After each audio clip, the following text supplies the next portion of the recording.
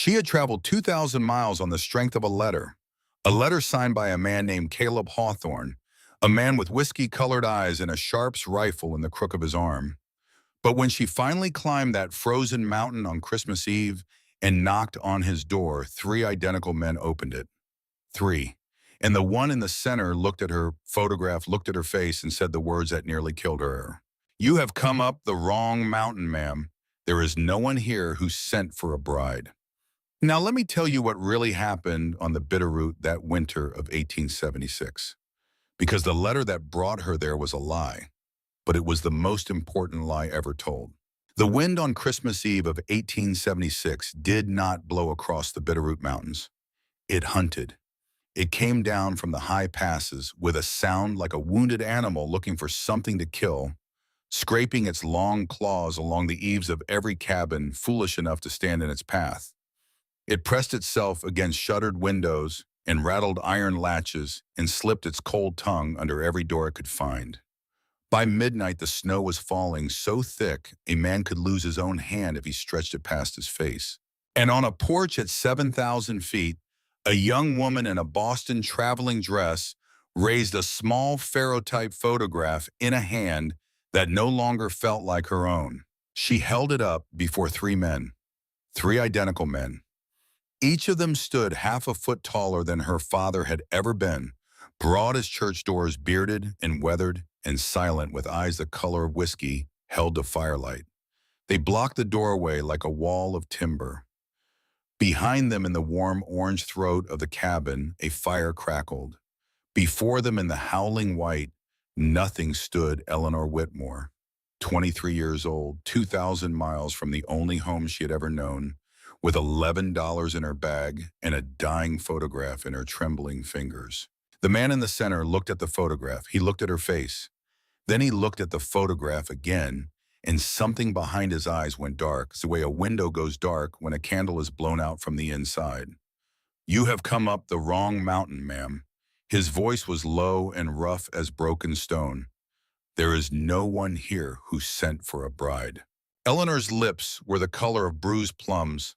Her lashes were stiff with ice.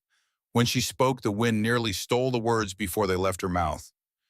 "Then I have traveled 2,000 miles to die." She did not see the floor of the porch come up to meet her. She did not feel the strong arm catch her around the waist before she struck the boards. She only knew in some last, bright corner of her fading mind that the photograph had slipped from her fingers, and that somewhere far away a man was shouting her name, except he could not be shouting her name because he did not know it yet. Then the white nothing closed over her, and Eleanor Whitmore was gone. Before we follow her into that cabin, friend, if it's stories of the high country and hard men and women who refuse to break are the kind of thing that warms your evenings, take a moment now to subscribe. I tell tales like this every week from the porch of memory, and I would be honored to have you ride along with me. And while you are at it, leave a comment below and tell me where in this wide country or this wide world you are listening from tonight. I read every one, every single one. Now, let us go back.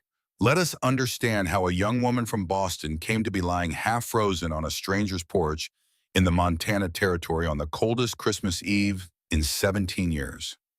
Let us understand the letter she carried in her pocket, the letter that lied to her and the man who wrote it without ever meaning to. Let us understand all of it because every story has a beginning. And every beginning, if you trace it back far enough, started with somebody trying to do somebody else a kindness. Eleanor's father, Dr. Wendell Whitmore of Beacon Hill, Boston, had been the kind of physician folks wrote about in the city papers when he refused to charge widows for house calls. He was tall and stooping and wore wire spectacles that were always sliding down his nose, and he believed two things above all others. He believed that medicine was a vocation, not a trade. And he believed his daughter Eleanor was the finest mind he had ever encountered in any classroom of any sex. He taught her Latin at 12. He taught her to set a broken finger at 14. He taught her to read a fever the way a sailor reads a sky. And on the first Sunday of every month, for as long as Eleanor could remember, he wrote letters to other physicians across the country, sharing what he had learned, asking what they had seen. Dr. Whitmore died in his reading chair on the 11th of June, 1876, with an open medical journal in his lap and his pipe still warm beside him. His heart, the organ he had spent 40 years repairing in others, simply quit on him without warning. Eleanor was 22 years old, and the world she knew ended with the closing of one tired blue eye behind a pair of wire spectacles. She had no mother. Mary Whitmore had been buried 11 years before on a December morning, so cold the gravediggers had to break the earth with a pick.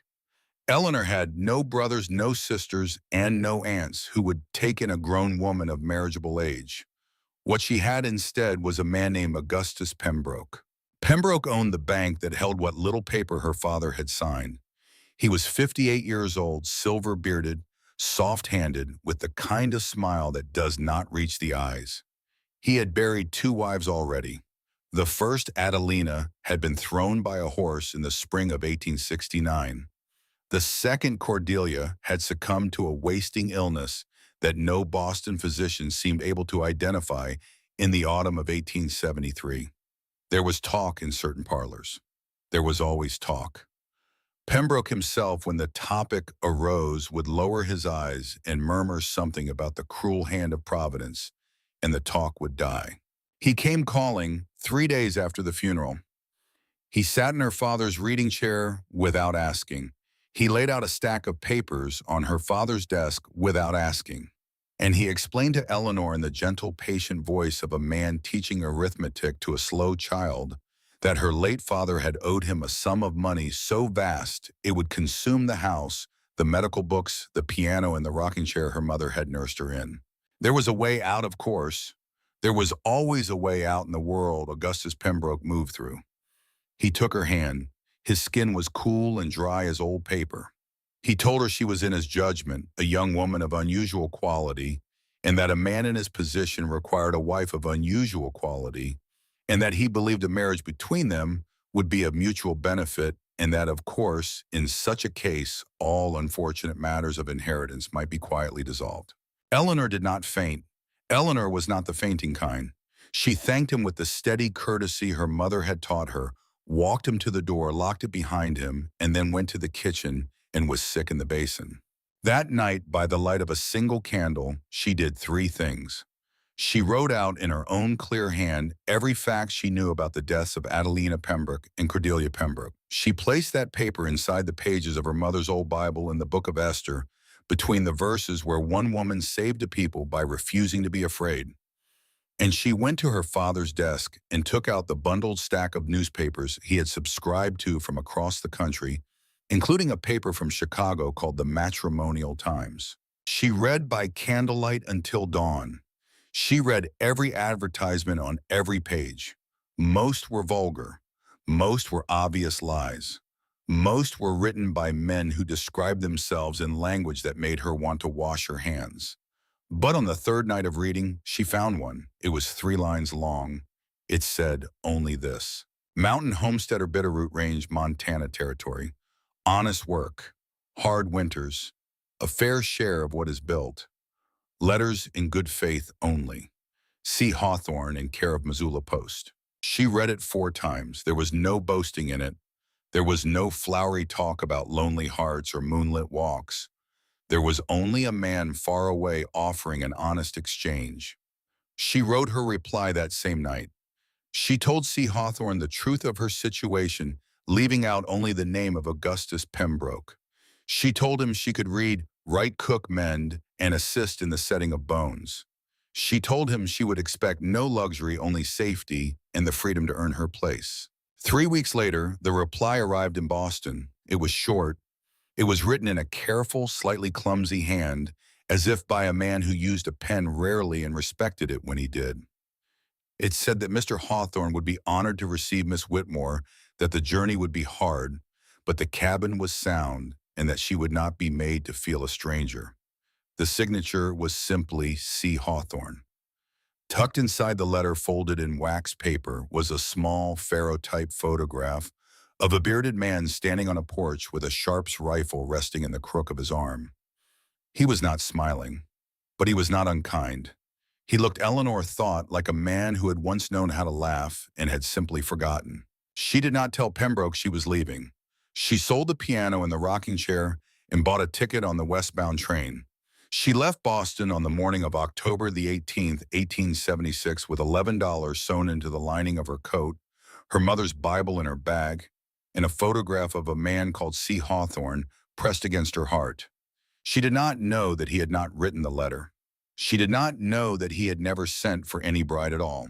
She did not know that on a porch in Missoula 3 days before, an old stage driver named Hank Dooley had told a teamster over a tin cup of coffee that the Hawthorne brothers up on Bitterroot had finally answered an advertisement, and that a young Boston lady was on her way, and that he could not for the life of him picture how that was going to end.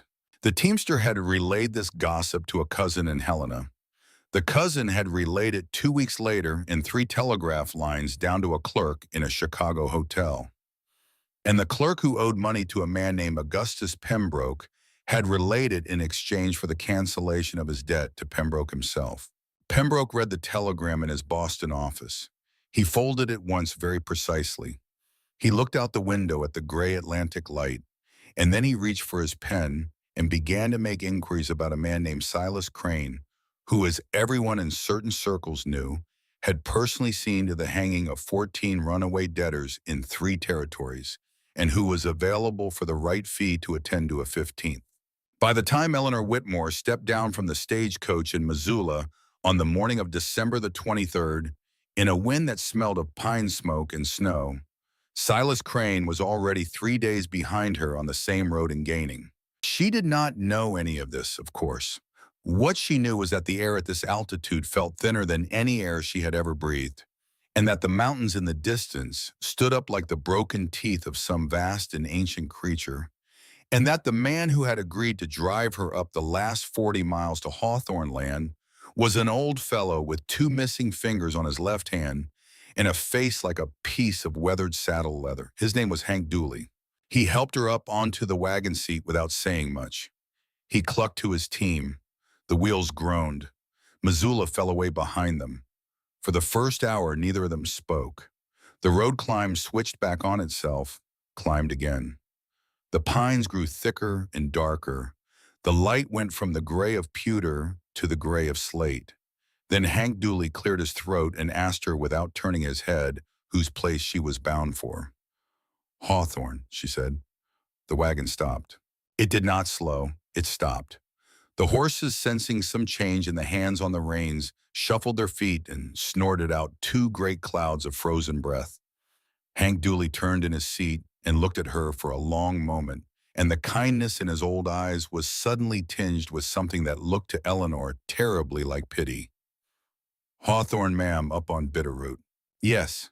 She felt a small, cold finger of fear walk up between her shoulder blades. "Mr. C. Hawthorne, we have corresponded." Hank Dooley scratched the white stubble on his chin with one of his 3 remaining fingers. He looked up the road. He looked back at her. "Ma'am," he said slowly, "I have known the Hawthorne boys since they were tall enough to spit over a fence rail. There are 3 of them. Triplets, you understand. Born of William and Anna Hawthorne, both buried this last 80 years past on account of a band of riders called the Callaways, who came through their valley in the summer of '68 and did what such men do. The 3 boys lived through it on account of being down at the creek when it happened, and they have stayed up on that mountain ever since." He paused. He chewed the inside of his cheek. "Ma'am, the eldest of those boys is Caleb. He took a wife once, a girl from this very town named of Sarah Sweet as creek water. Brought her home in the spring of '72. She died in the autumn of '73 of typhoid fever that nothing on this earth could cure. And I am telling you straight, ma'am, because you seem like a lady who deserves straight talk. Caleb Hawthorne stood at her grave 3 years ago this autumn, and he swore on the bones of his mother that he would never take another wife so long as he drew breath. He has not been down off that mountain to court a woman in 3 years. He has not so much as said hello to a female of the species in town, and except to tip his hat. He did not send for a bride, ma'am. He could not have. There is some kind of mistake here, and I am sorry to be the one to put the words to it, but you have been lied to." The wind moved through the pines above them. Eleanor sat very still on the wagon seat. The cold air burned her lungs in small, precise stabs. "Drive on, Mr. Dooley," she said quietly.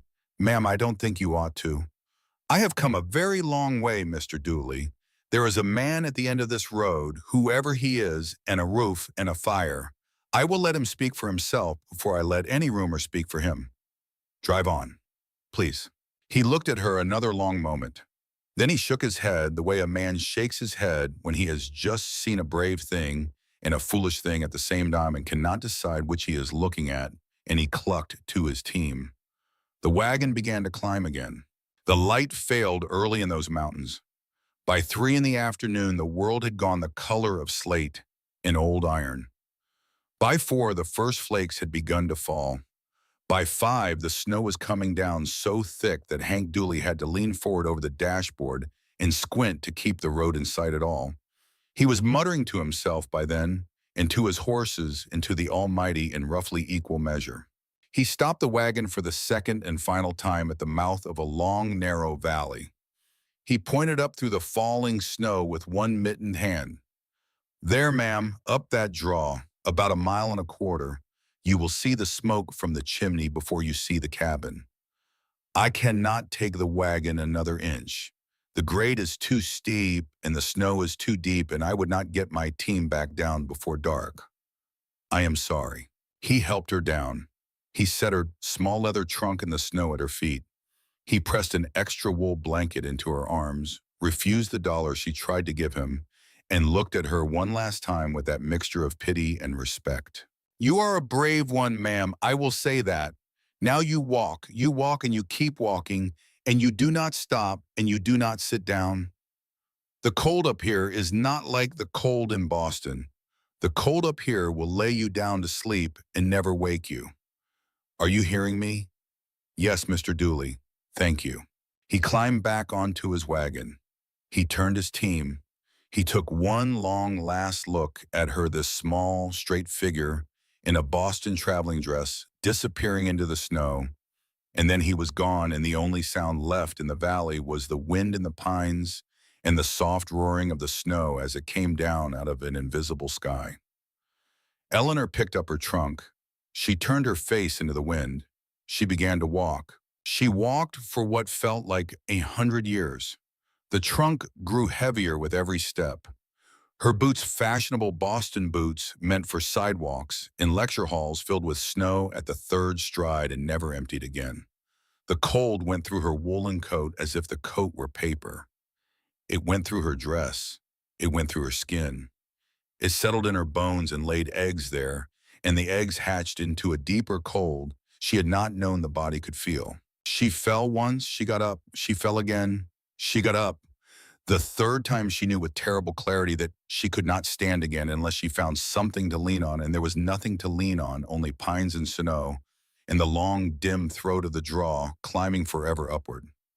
And then in the swirling white above her, she saw it. A thread, a pale, faint, beautiful thread. Smoke. The smoke from a chimney rising straight up in a brief lull of the wind before bending sideways and tearing apart in the gale. She put her head down. She walked.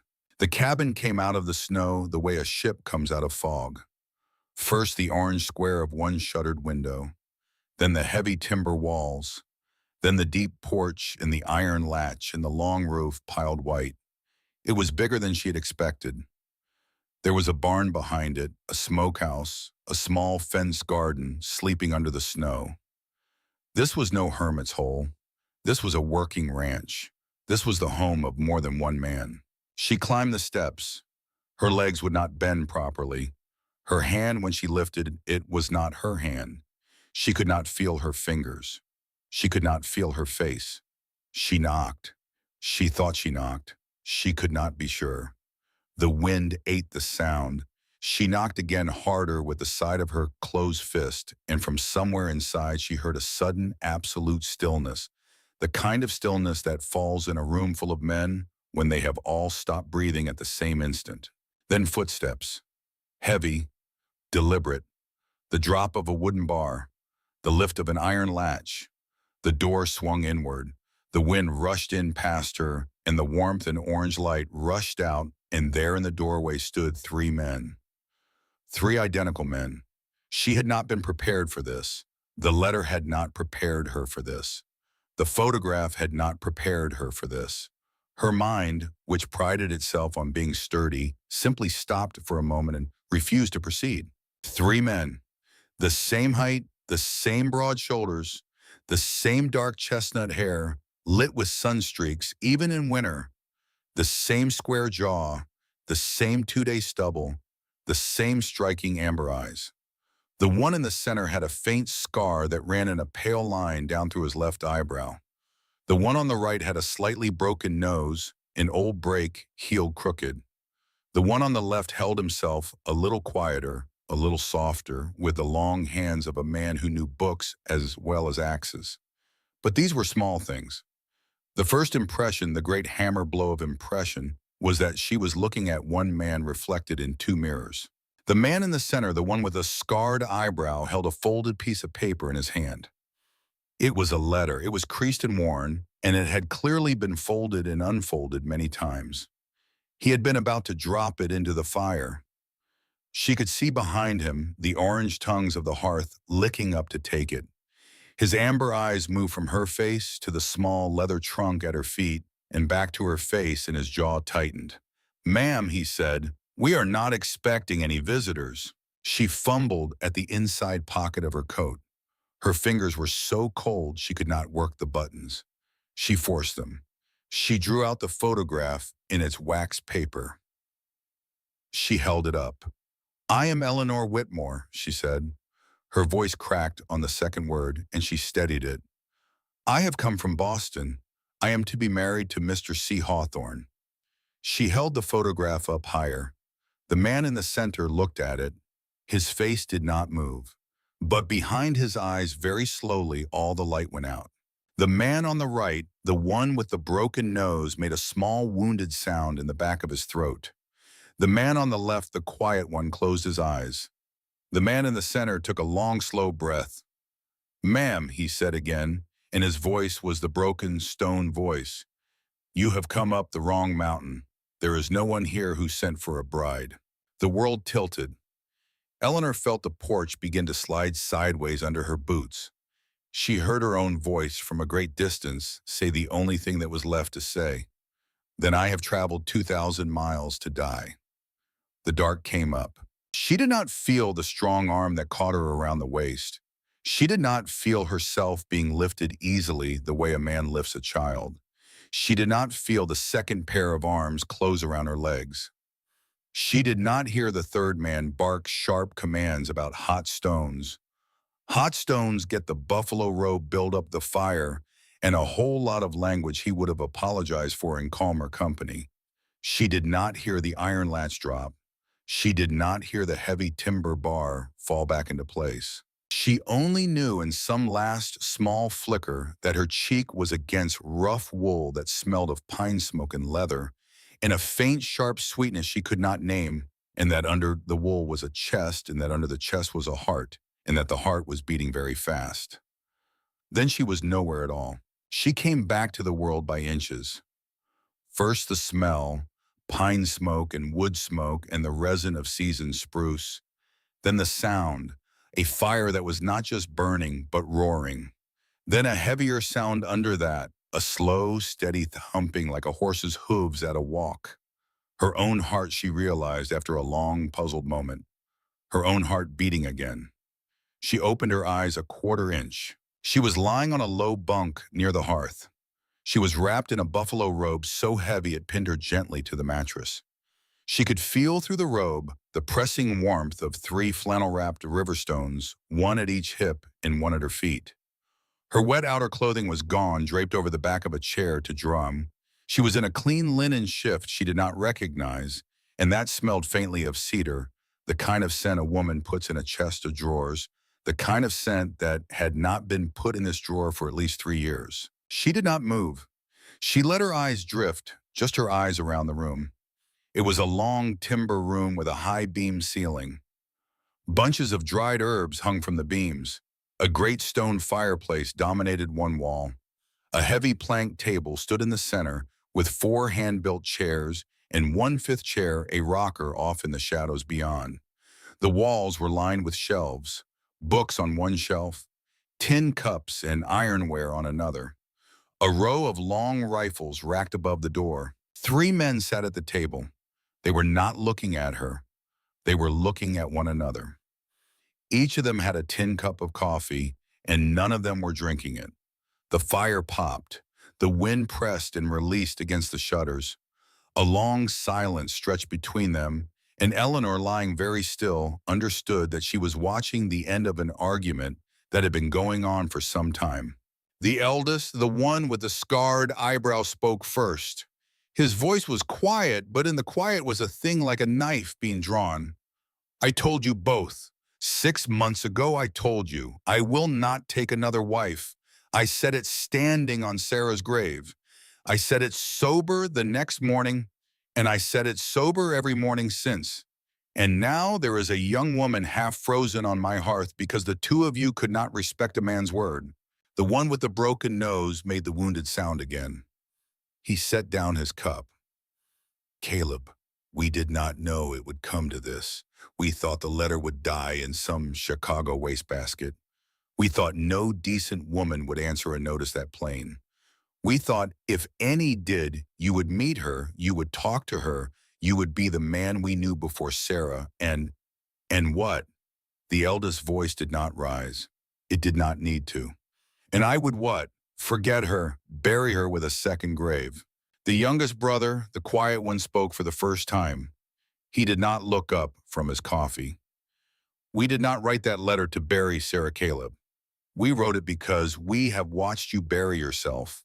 The room went very quiet. The fire popped. The eldest, the one called Caleb, leaned forward. He pressed the heels of his hands against his closed eyes. When he lowered his hands, his face was the face of a man who had spent 3 years on the rim of a deep well and who had just been told on Christmas Eve in the middle of a blizzard that he would have to look down into it again. I wrote the cancellation, he said. 2 weeks ago, I wrote it and I gave it to Wyatt to ride down to Missoula and put on the eastbound mail. I gave it to him myself, Wyatt.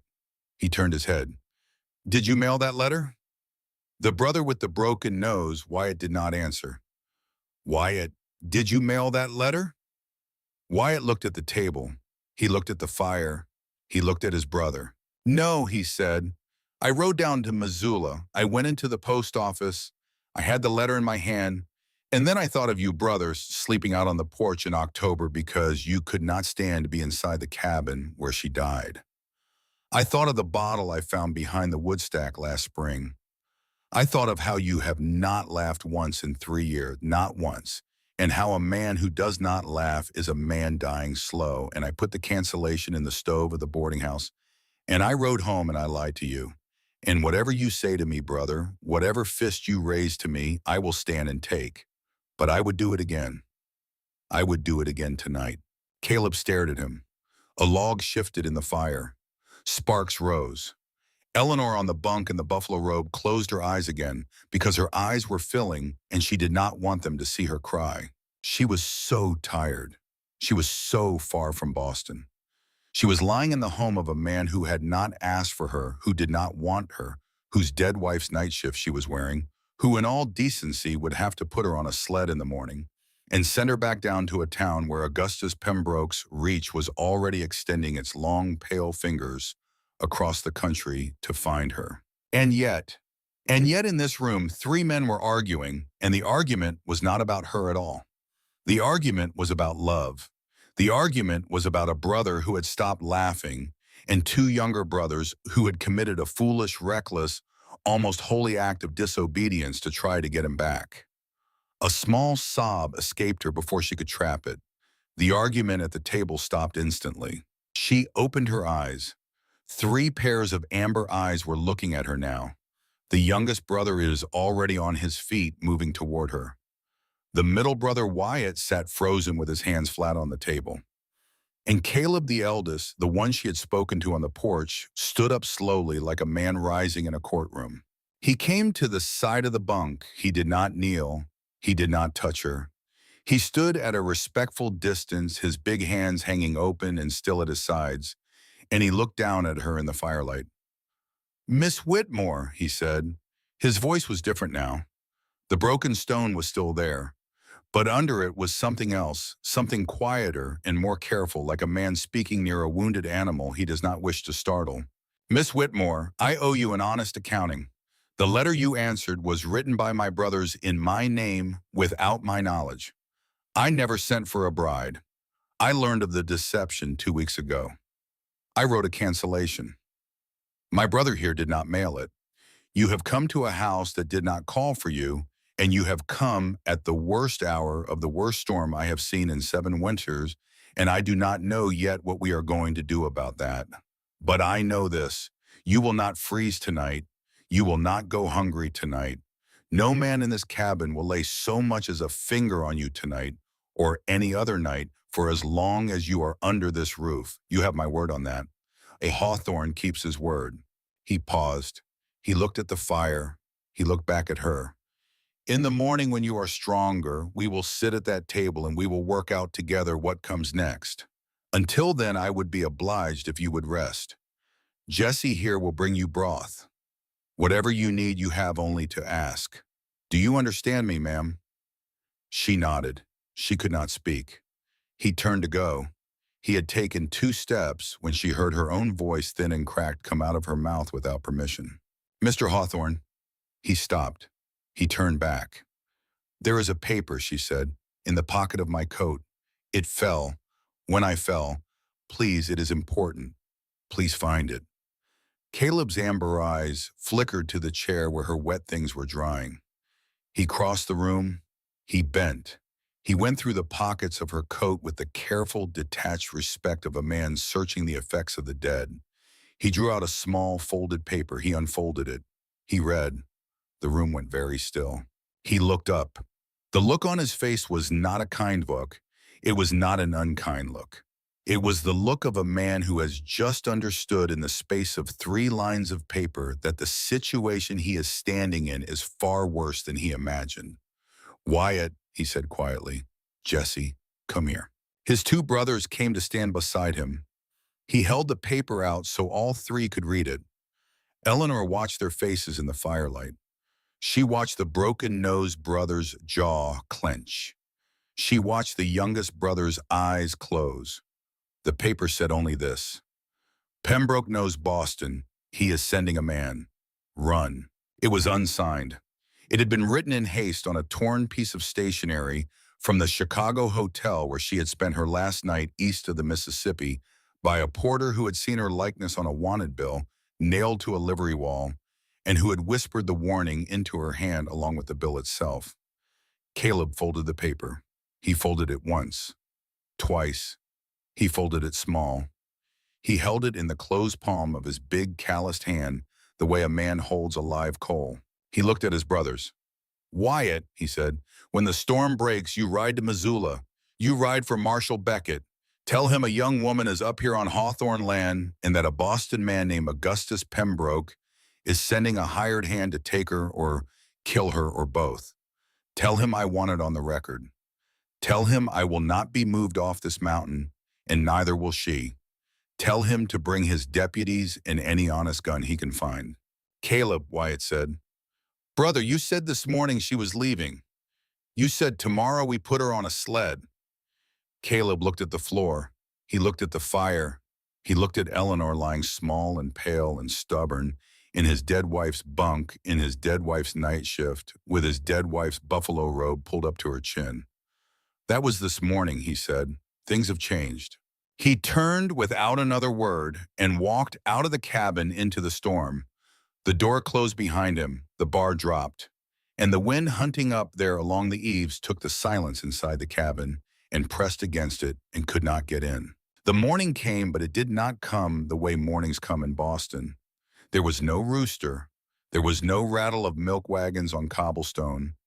There was only a slow, grayish lightning of the cracks around the shutters, and the soft hiss of new snow falling on the roof, and the deep, steady breath of 3 men sleeping in 3 different corners of a cabin that had not held a sleeping woman in 3 years. Eleanor opened her eyes. The fire had burned down to coals. The buffalo robe was warm, Her body, which had been so cold the night before that she had believed it would never be warm again, ached now in 100 small places the way a body aches when it has been brought back from a place it should not have gone. She lay very still and let her eyes drift up to the rafters. Bunches of dried herbs hung there. Sage, yarrow, wild mint. She knew them all. Her father had taught her every one. She heard a soft footstep. The youngest brother, the quiet one, was kneeling at the hearth. He moved a pine split with iron tongs, banked the coals set on a fresh log. He did not see her watching. The firelight caught the side of his face. He was, she realized, a beautiful man. Not in the way a city man is beautiful, in the way a long winter pine is beautiful. Weathered sun streaked honest in every plane. He felt her gaze. He turned. He did not startle. He simply met her eyes. "Morning, ma'am." "Good morning." "I have water on for tea. My mother had a way with mountain herbs. I think we have what your throat needs after the cold you took. Will you take a cup?" "Yes, thank you. Mr. Hawthorne, is it?" A small smile touched the corners of his mouth. It was the first smile she had seen in this cabin. "Jesse," he said, "we are all Mr. Hawthorne in this room. It would only confuse the conversation. The eldest is Caleb. The middle is Wyatt. I am Jesse. There were never any other children, and there are no other Hawthorns within 50 miles. So you may use our names without any worry that you are being too familiar. We have all dragged you in from a snowdrift. We have lost our standing on ceremony." She laughed. It was a small laugh, thin as paper, but it was a laugh and it surprised her. He looked pleased. "Where are your brothers, Jesse?" "Caleb is in the barn. He has been since before light. He works when he is troubled. Wyatt is up on the ridge breaking trail toward Missoula. He will leave for the marshal as soon as the wind drops, which it will by midday. The signs are right." He brought her the tea. He set it on a small stool beside the bunk within easy reach. He did not crowd her. He moved away again to the table where he picked up a piece of leather harness he had been mending and resumed his work. He gave her in the most natural way the gift of being alone without being abandoned. She sipped. The tea was warm and slightly bitter and very good. She felt a small loosening in her chest, a knot she had been carrying so long she had forgotten it was there. The cabin door opened. Cold air rushed in. Caleb stamped snow off his boots on the threshold and ducked his head under the lintel. He carried an armload of split pine and the smell of horses and frost. He set the wood beside the hearth without looking at her. He shed his heavy coat. He hung it on a peg. He turned. He saw her sitting up against the headboard with the tin cup of tea in her hands, and he stopped where he stood. For a long moment he simply looked at her. He did not seem to know what to do with the looking. Then he nodded once the way a man nods at a fellow traveler on a road, and he crossed to the table and sat down opposite Jesse and began to clean his hands with a rag. Eleanor cleared her throat. "Mr. Hawthorne, Caleb, may I speak with you?" He looked up. The amber eyes were guarded, but they were not closed. "You may, ma'am. I would prefer to speak sitting at your table if I am able. It is not a conversation to have lying down." He considered her. Then he stood and walked to the bunk and offered without comment the support of his arm. She took it. The forearm under her hand was the size of a fence post. She rose slowly. The buffalo robe slipped.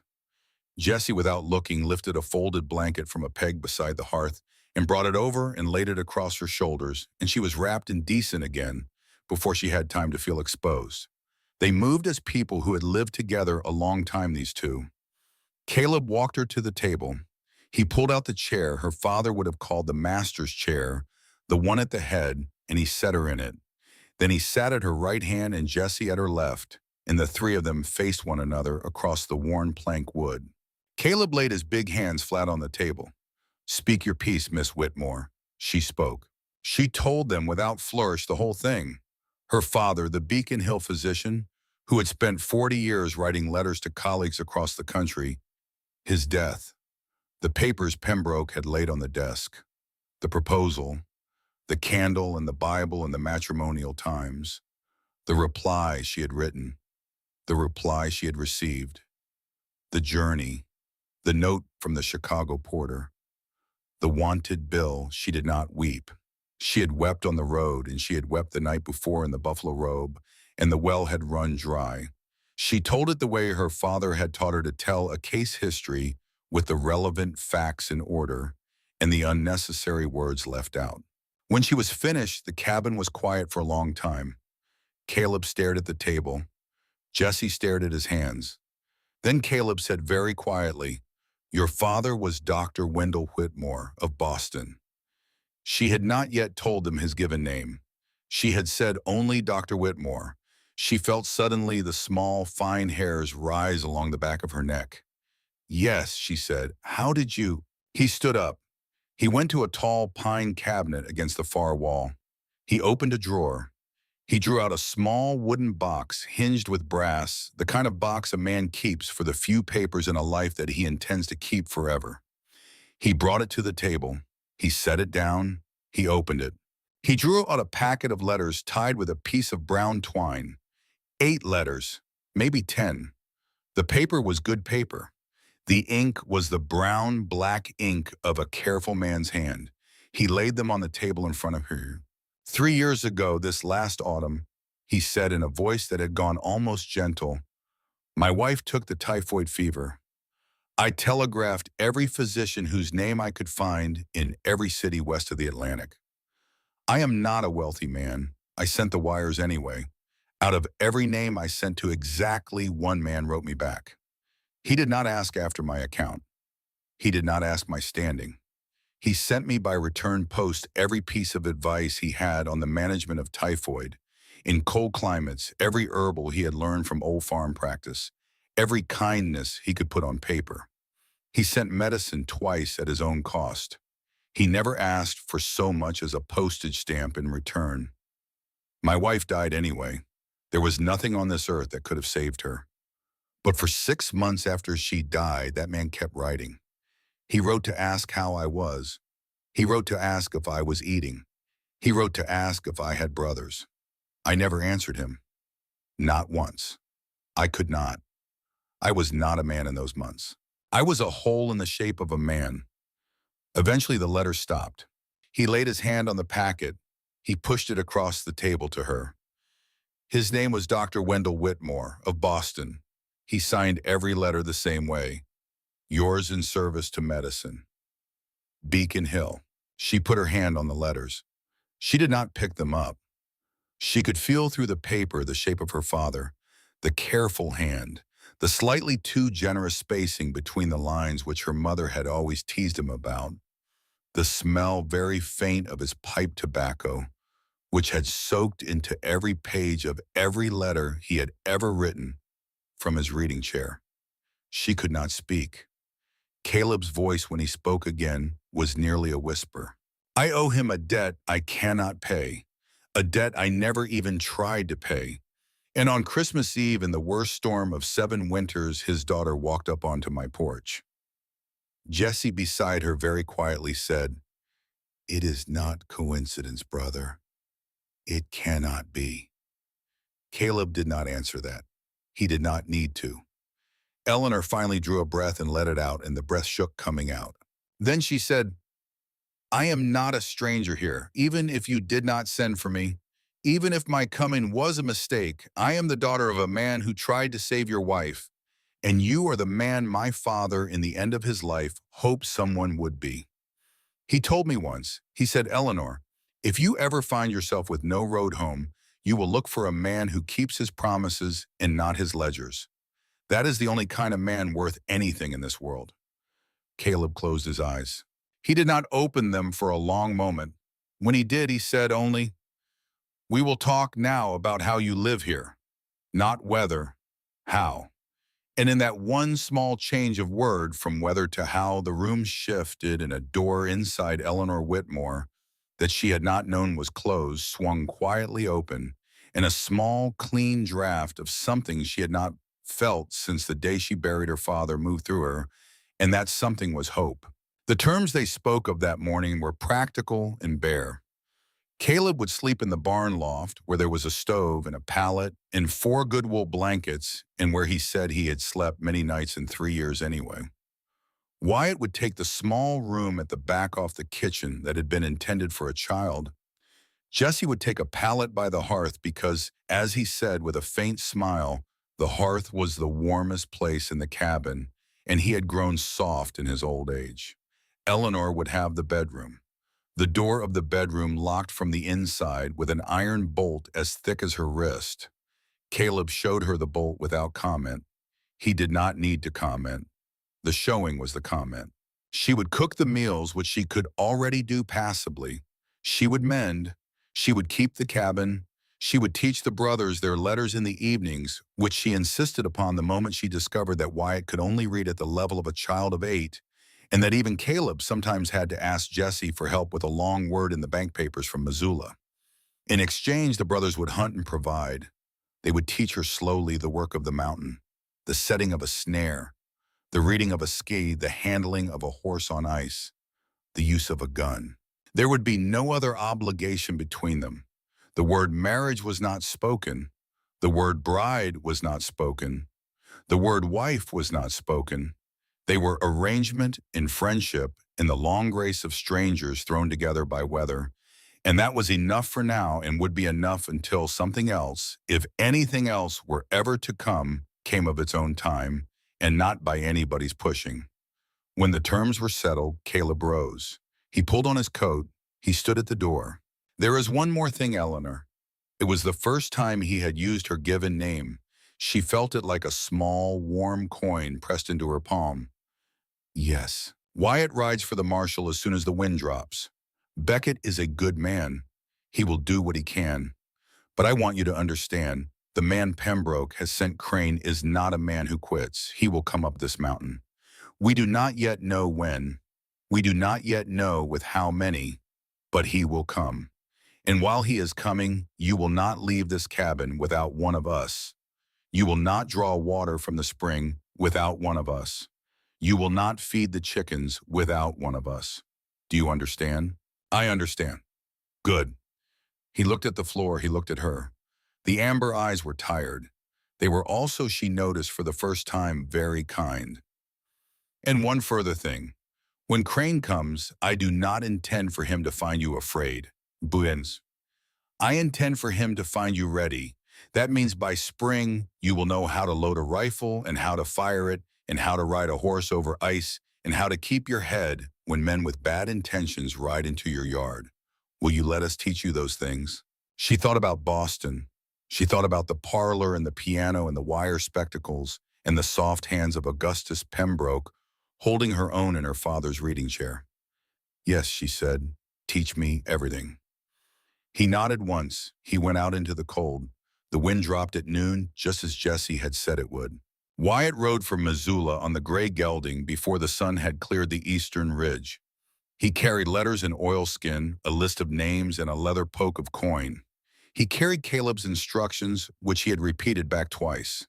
He carried also, although nobody spoke of it, his own private penance for the lie he had told 2 weeks before about a cancellation and a stove in a Missoula boarding house. He turned in the saddle once at the bend in the trail, and he tipped his hat to the cabin, and then the pines closed around him, and he was gone. Eleanor watched him from the window. Jesse watched her watching. He will be all right, Jesse said. He has ridden that trail in worse weather than this. It is not the trail that worries me. Then you understand my brothers already. That is half the battle. She turned. He was at the table again mending the harness. The cabin smelled of wood smoke and tea and the faint resin of fresh split pine. The light through the eastern window was the soft pewter light of a clearing winter day. She walked to the shelves of books that lined the wall behind the rocking chair. The rocking chair, Caleb's wife had once sat in the rocking chair that nobody in this house she suspected had touched in 3 years. She ran her finger along the spines.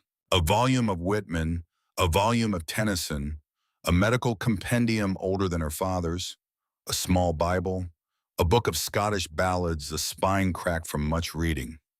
These are yours, she said without turning around. Mine and my mother's. She was a Scot before she was a Hawthorne. She came across the ocean with her father when she was 9 years old. The books were hers.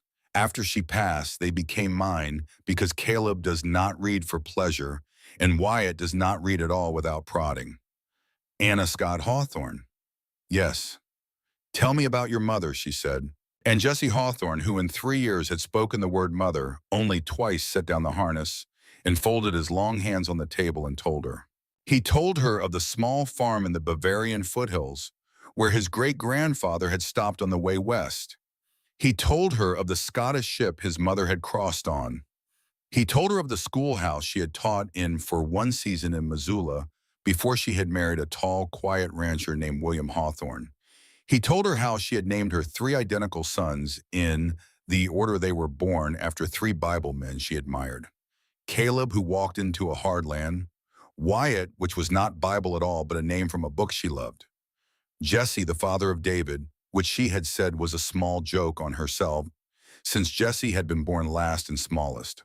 He told her that on a Tuesday afternoon in the August of 1868, the three boys had been down at the creek catching trout, and that they had heard the shooting from a mile off, and that by the time they had run home through the timber, their mother and father were already past saving. He told her that his brother Caleb, at the age of 25, had carried both bodies into the cabin alone and had washed them with his own hands and had dug the graves with a pick because the ground was hard and had not spoken aloud for 11 days afterward.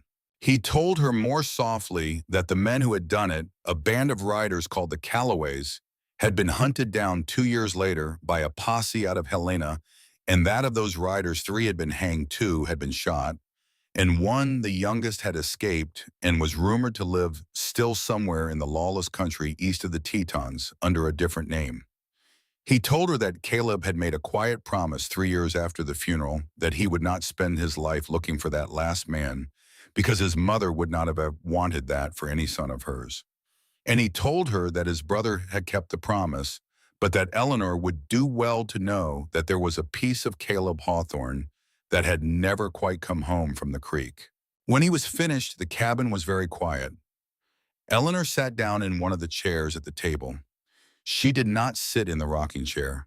She did not yet know whether she would ever sit in the rocking chair. "Thank you for telling me," she said. "You are going to live with us, Eleanor, for a season at least, perhaps longer. You should know what kind of men you are living with. We are not bad men, but we have been hard used. My father used to say that hard use is what makes a tool worth keeping." Jessie smiled. "I think your father and my mother would have liked one another." The days began to take a shape.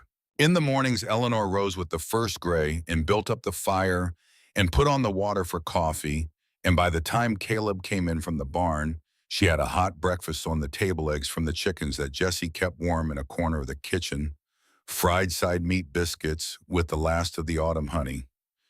Caleb would eat. He would thank her. He would go back out. He worked. He always worked.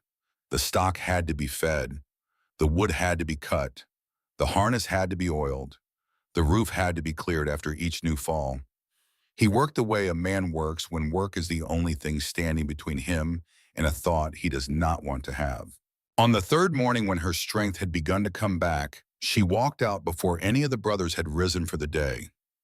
She walked past the barn. She rounded the corner of the smokehouse, and she found beneath a single tall, lonely pine 3 weathered stones standing in the snow. William Hawthorne, 1820 to 1868. Anna Scott Hawthorne, 1823 to 1868. Sarah Ann Hawthorne, 1851 to 1873. Beloved wife. On the third stone, the smallest of the 3, lay a small bundle of dried winter sage tied with a strip of blue ribbon. The ribbon was new. Someone had laid it within the last day or 2. She stood in the snow a long time. She did not know in that moment what the proper thing was. Then she remembered her own father, who had taught her that in the old country of his grandfather, a small stone laid upon a grave was a way of saying, "Was here, I have not forgotten." She bent and picked up a smooth river stone from the bare patch under the pine, and she laid it on the corner of Sarah Ann Hawthorne's headstone where it would not blow away, and she whispered, "I will take care of him." She told no one. She walked back through the new snow and let her tracks be the only record. In the afternoons when Caleb was in the barn, and Wyatt, after his return from Missoula, was out checking the trap line, Jesse would teach Eleanor things. He taught her to set a wire snare for Rabbit the Loop just so the bait of withered turnip placed just there. He taught her to read a snowfall, the new on top of the old, the depth of the layers, the story they told about which night had been which. He taught her the names of every herb that hung from the rafters and which were for fever and which for cough. In the evenings after supper, by the orange light of the hearth, she taught the brothers their letters. This was where she came to know them. Caleb read at the level of an educated farm boy who had been pulled out of school at 14, which in fact he had. He read with patience and pride and the steady plodding of a man who refused to give up a sentence until he had broken it. Wyatt read with embarrassment. The first night when she set a primer in front of him and asked him to read aloud, his big ears turned the color of a winter apple, and he stared at the page like a man being asked to lift a building. She did not laugh. She did not smile. She only said quietly that her father, the doctor, had not learned to read well himself until he was 19, because his own father had needed him in the fields, and that any man who could rope a steer and skin a deer and shoe a horse had more than enough room in his head for a paragraph. By the third night, Wyatt was reading aloud from a McGuffey's primer. By the seventh, he was reading from Whitman slowly with reverence, the way a man reads a thing he never thought would be his to read. Jesse, who already read better than either, sat at the corner of the table and listened with a soft pride in his face that he made no effort to hide. Caleb did not always sit with them in the evenings. Sometimes he would, sometimes he would not. Sometimes he would come in from the barn after Eleanor had gone to bed, and she would hear him through the timber wall sit down in the rocking chair in the shadows beyond the table, and rock slowly for a long time in front of the dying fire. He never sat in that chair when she was awake. She never spoke of it. She only knew, lying still in the dark, that he was sitting in his dead wife's chair, and that he was thinking, and that whatever he was thinking, he was at last beginning very slowly to think it through. On the 8th morning, she opened the door of the small cedar wardrobe in the bedroom because she needed a clean apron, and she found folded carefully on the top shelf a small woolen overcoat the color of dark moss. It was a woman's coat, hand-knit, lined with rabbit. It was not a Boston coat. It was a mountain coat. It was the warmest piece of clothing in the room. She closed the wardrobe. She came out into the main room. Caleb was at the hearth tightening the leather binding on the handle of an axe. He did not look up. Caleb. There is a coat. He did not look up. The rawhide squeaked under his thumb. That was Sarah's. Wyatt brought it down from the loft last week after you came. I told him to. Yours is a Boston coat. It will not see you through January. Wear it. She would have wanted you to. She did not abide waste. I cannot wear her. Eleanor. He looked up. The amber eyes were steady. It is a coat. It is wool and rabbit fur in time. Sarah is not in it.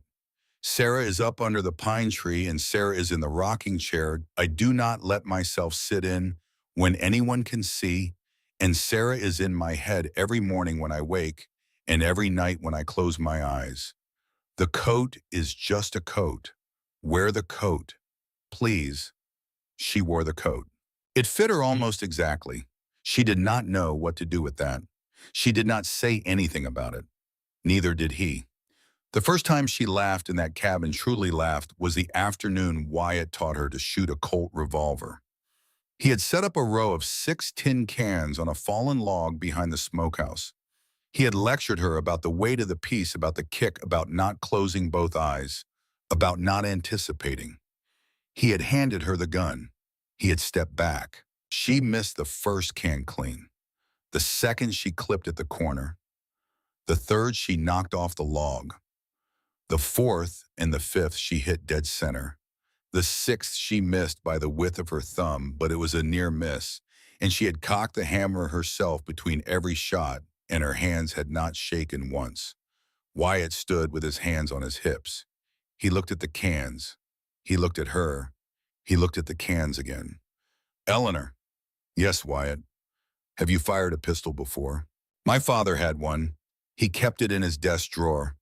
He sometimes took me out to the carriage house in the afternoons when there were no patients. He was a very serious man about most things. About this, he was less serious. Eleanor. Yes, Wyatt. You let me lecture you for a quarter of an hour about how not to shut both eyes. I did, Wyatt. He stared at her. Then a small, slow, wonderful grin broke across his broken nose face and he started to laugh. He laughed the loud, honest laugh of a man who had just been tricked by a woman half his size in the matter. He considered himself most expert in, and the laugh broke loose in the cold air and rolled up over the smokehouse and across the yard. In the open door of the barn 50 yards off, Caleb stood in the shadow with a curry comb in one hand watching. He did not laugh. He did not smile. He only stood there for a long moment and watched the woman in his dead wife's mossy coat shooting tin cans clean off a log, and watched his middle brother bent double laughing for the first time in 3 years. And something inside the locked room of his chest moved a small fraction of an inch toward unlocking, and he turned and went back to the gray mare.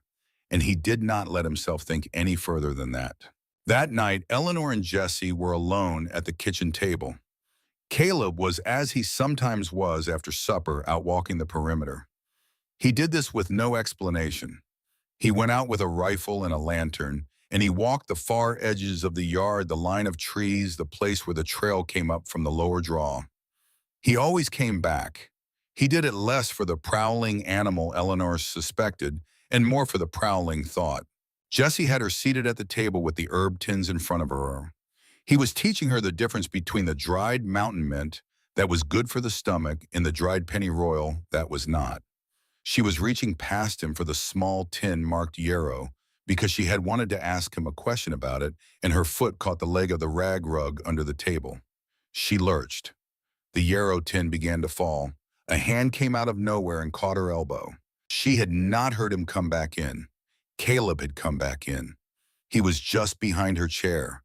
His big, calloused hand closed around her elbow over the wool of her sleeve, and the yarrow tin somehow was already steady on the table, caught with his other hand. For a heartbeat, neither of them moved. She could feel through the wool the work hardness of his palm. She could feel the careful way he was holding her elbow, as if she were a thing he had been entrusted with and intended to hand back undamaged. She could feel her own breath catch against her will in the back of her throat. She could feel the heat rise to her face. He let go. He let go like a man letting go of a hot iron. He took one step back. He set the yarrow tin in its place on the shelf. He cleared his throat in a way that was not quite a clearing of the throat. "Excuse me, Miss Whitmore." "Caleb." "Ma'am." "Caleb, please, you may use my name." He looked at her. He looked at the floor. "Eleanor."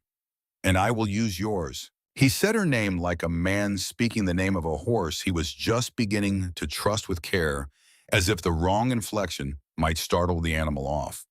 Then he turned and went out to the porch, and she heard through the door the sound of him drawing in a long, slow breath of the cold air, the way a man does when he has just stood close to a fire he had not meant to stand close to, and he wants to make certain his coat has not begun to smoke. That night, lying in the dark, Eleanor reached up slowly and slid back the iron bolt on her bedroom door. She did not know why she did it. She did not know what it meant. She only knew that for the first time since she had crossed the threshold of this cabin 9 days before, she did not feel the need of a bolt between herself and the men who slept in the next room.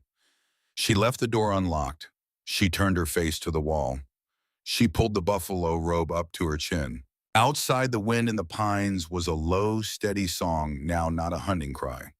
The storm had passed. The cabin was warm. The dried herbs hung in their bundles. The books leaned together on their shelves. In the loft of the barn, 50 yards across the snow, Caleb Hawthorne lay on his pallet with his hands folded behind his head and stared up into the dark and did not sleep for a long time.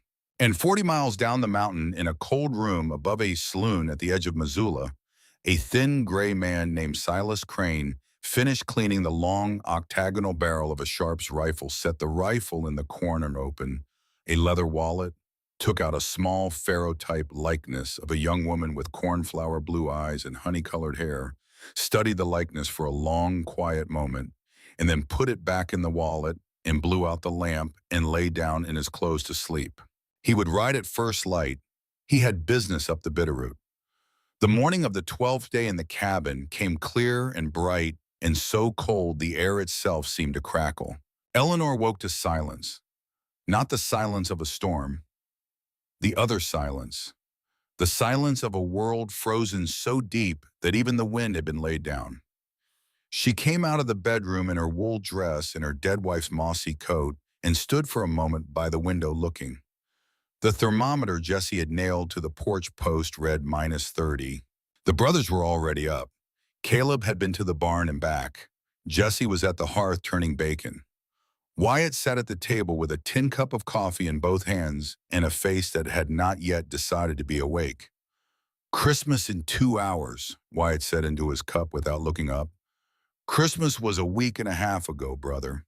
"Christmas in this cabin," Wyatt said, "was the night a young woman fell down in the snow on our porch and 3 grown men forgot how to behave. There has been no Christmas since.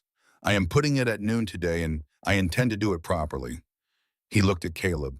Caleb looked at the floor. Then Caleb walked without a word to the cedar chest under the window. He knelt. He opened the lid. He moved aside 2 folded wool blankets and a paper-wrapped bundle and a small carved wooden horse that Eleanor would later learn had been a toy of his when he was a boy. From the bottom of the chest, he drew out a tin can. The can was wrapped in oiled paper. He wiped the dust off the label with the side of his thumb. The label was faded, but the picture on it was still clear. A bright yellow fruit cut in halves glistening in syrup. California peaches. He stood. He brought the can to the table. He set it down. He did not say anything for a moment. "I have been keeping this," he said at last, "for a special occasion. For a hard day. For a day when the winter had gone on long enough that a man needed to remember the taste of summer. I never used it. I never could find a day that seemed worth it." He looked up. The amber eyes met Eleanor's. "I think today is the day." He took his hunting knife from his belt. He worked the lid open with a slow, patient turning. The smell came up out of the can and filled the cabin, and it was not a smell that belonged in that cabin. It was the smell of a July afternoon. It was the smell of an orchard 1,000 miles away. It was the smell of sunshine, and Eleanor closed her eyes and breathed it in and remembered for one bright moment a porch in Boston where her mother had served peaches and cream from a blue china bowl, and she had to put a hand to her mouth to keep from making a sound. He spooned the peaches into 4 tin cups, 2 halves and a measure of syrup in each. He gave the first to Eleanor. He gave the next to Jesse. He gave the next to Wyatt. He kept the last for himself.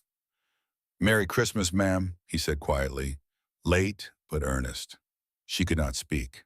The 4 of them sat at the table in the cold, bright morning of the 12th day and ate canned peaches with tin spoon, and the syrup was as sweet as anything Eleanor had ever tasted, and Wyatt closed his eyes when he chewed, and Jesse laughed once softly at the look on his older brother's face, and outside the air crackled with cold, and inside the cabin for the space of one slow, shared cup of summer, every man in the room laid down his armor, and every memory in the corners of the room laid down its weight, and there was only the firelight and the syrup and the 4 of them. When the last spoon clinked against the bottom of the last tin cup, Caleb cleared his throat.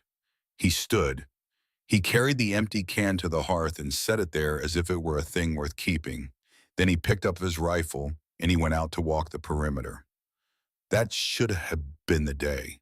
That should have been the day after the peaches, when nothing else happened, when the world held its breath for a few hours longer in honor of a small kindness in a small cabin. The world did not. The world as the world will scent the wolves. They came an hour after noon when the sun was at its highest and weakest in the southern sky, and the cold had begun to sink its second deeper bite. They came down off the high country where the elk had thinned and the deer had moved low. They came hunting. There were 5 of them. The leader was a great gray timber wolf with a silver muzzle and the gaunt look of an animal that had not eaten in a week, and starvation will turn a wary creature reckless. And the smokehouse behind the cabin smelled of cured venison from 100 yards away. Eleanor was at the table peeling potatoes when she heard the first low scraping sound from beyond the wall. She set down the knife. She lifted her head. Wyatt was already on his feet. Wyatt had heard it before she had.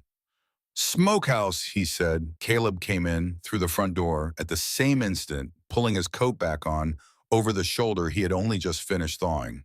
"I count 5 tracks. Big tracks. They have been on the ridge 2 days. I should have seen them this morning. Wyatt the Sharps, Jesse the Henry." "Eleanor." She was already on her feet. "Yes." "Stay inside, bar the door behind us. Do not open it for any voice but ours. Do you understand?"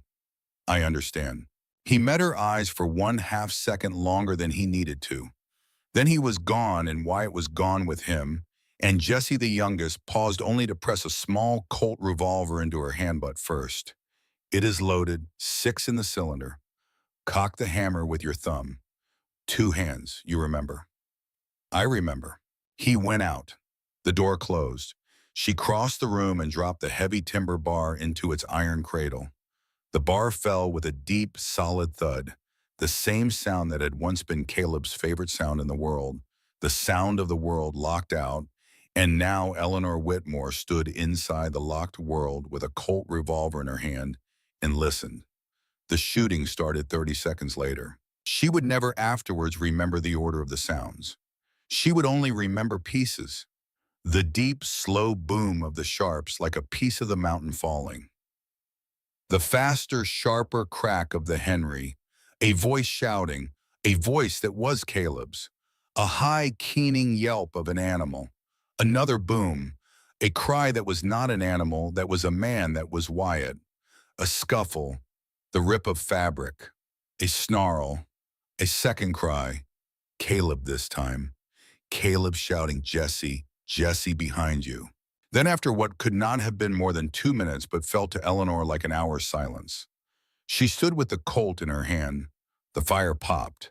A single ember fell into the ash pan with the small, bright tick of metal. A heavy pounding on the door. "Eleanor, it is Caleb. Open the door. Open the door now." She lifted the bar. He came in carrying his middle brother in his arms. Wyatt's coat was open. His left forearm hung wrong. The sleeve of his shirt was dark with blood from elbow to wrist. His face was the gray-white of pulled bone. Behind Caleb came Jesse, walking, but with one hand pressed against his own neck, where the right shoulder met it, and blood was coming through his fingers in small, steady pulses that Eleanor recognized at once as not arterial. Thank God, not the bright red spurt of a torn artery, but a vein deep, ugly, dangerous if not closed. Caleb laid Wyatt on the table. Eleanor's potatoes scattered to the floor. "How bad?" Caleb said.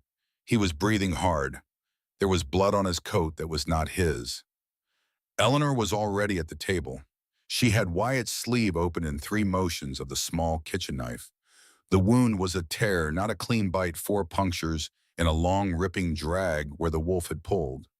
The bone was not broken. The big vessels were not severed. The flesh was a ruin. "He will keep his arm," she said, "if I close it now and we keep it clean." "Jesse, sit. On that chair. Press hard. Do not let go." "Yes, ma'am," Jesse said with a small surprised respect. "Caleb, the kettle. Boil it. I need clean water more than you think. And the small leather bag from the wardrobe in the bedroom. The one tied with green twine. Bring it to me." "Yes." She did not look up to see whether the eldest Hawthorne, the man who gave the orders in this house, had blinked at being given orders by a woman in his own kitchen. She had no time to look up. Her hands were already inside the work. Her father was speaking through her hands.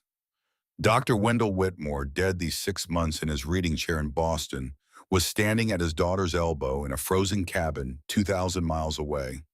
And her hands were his hands, and her hands knew what to do. She washed. She irrigated, she probed.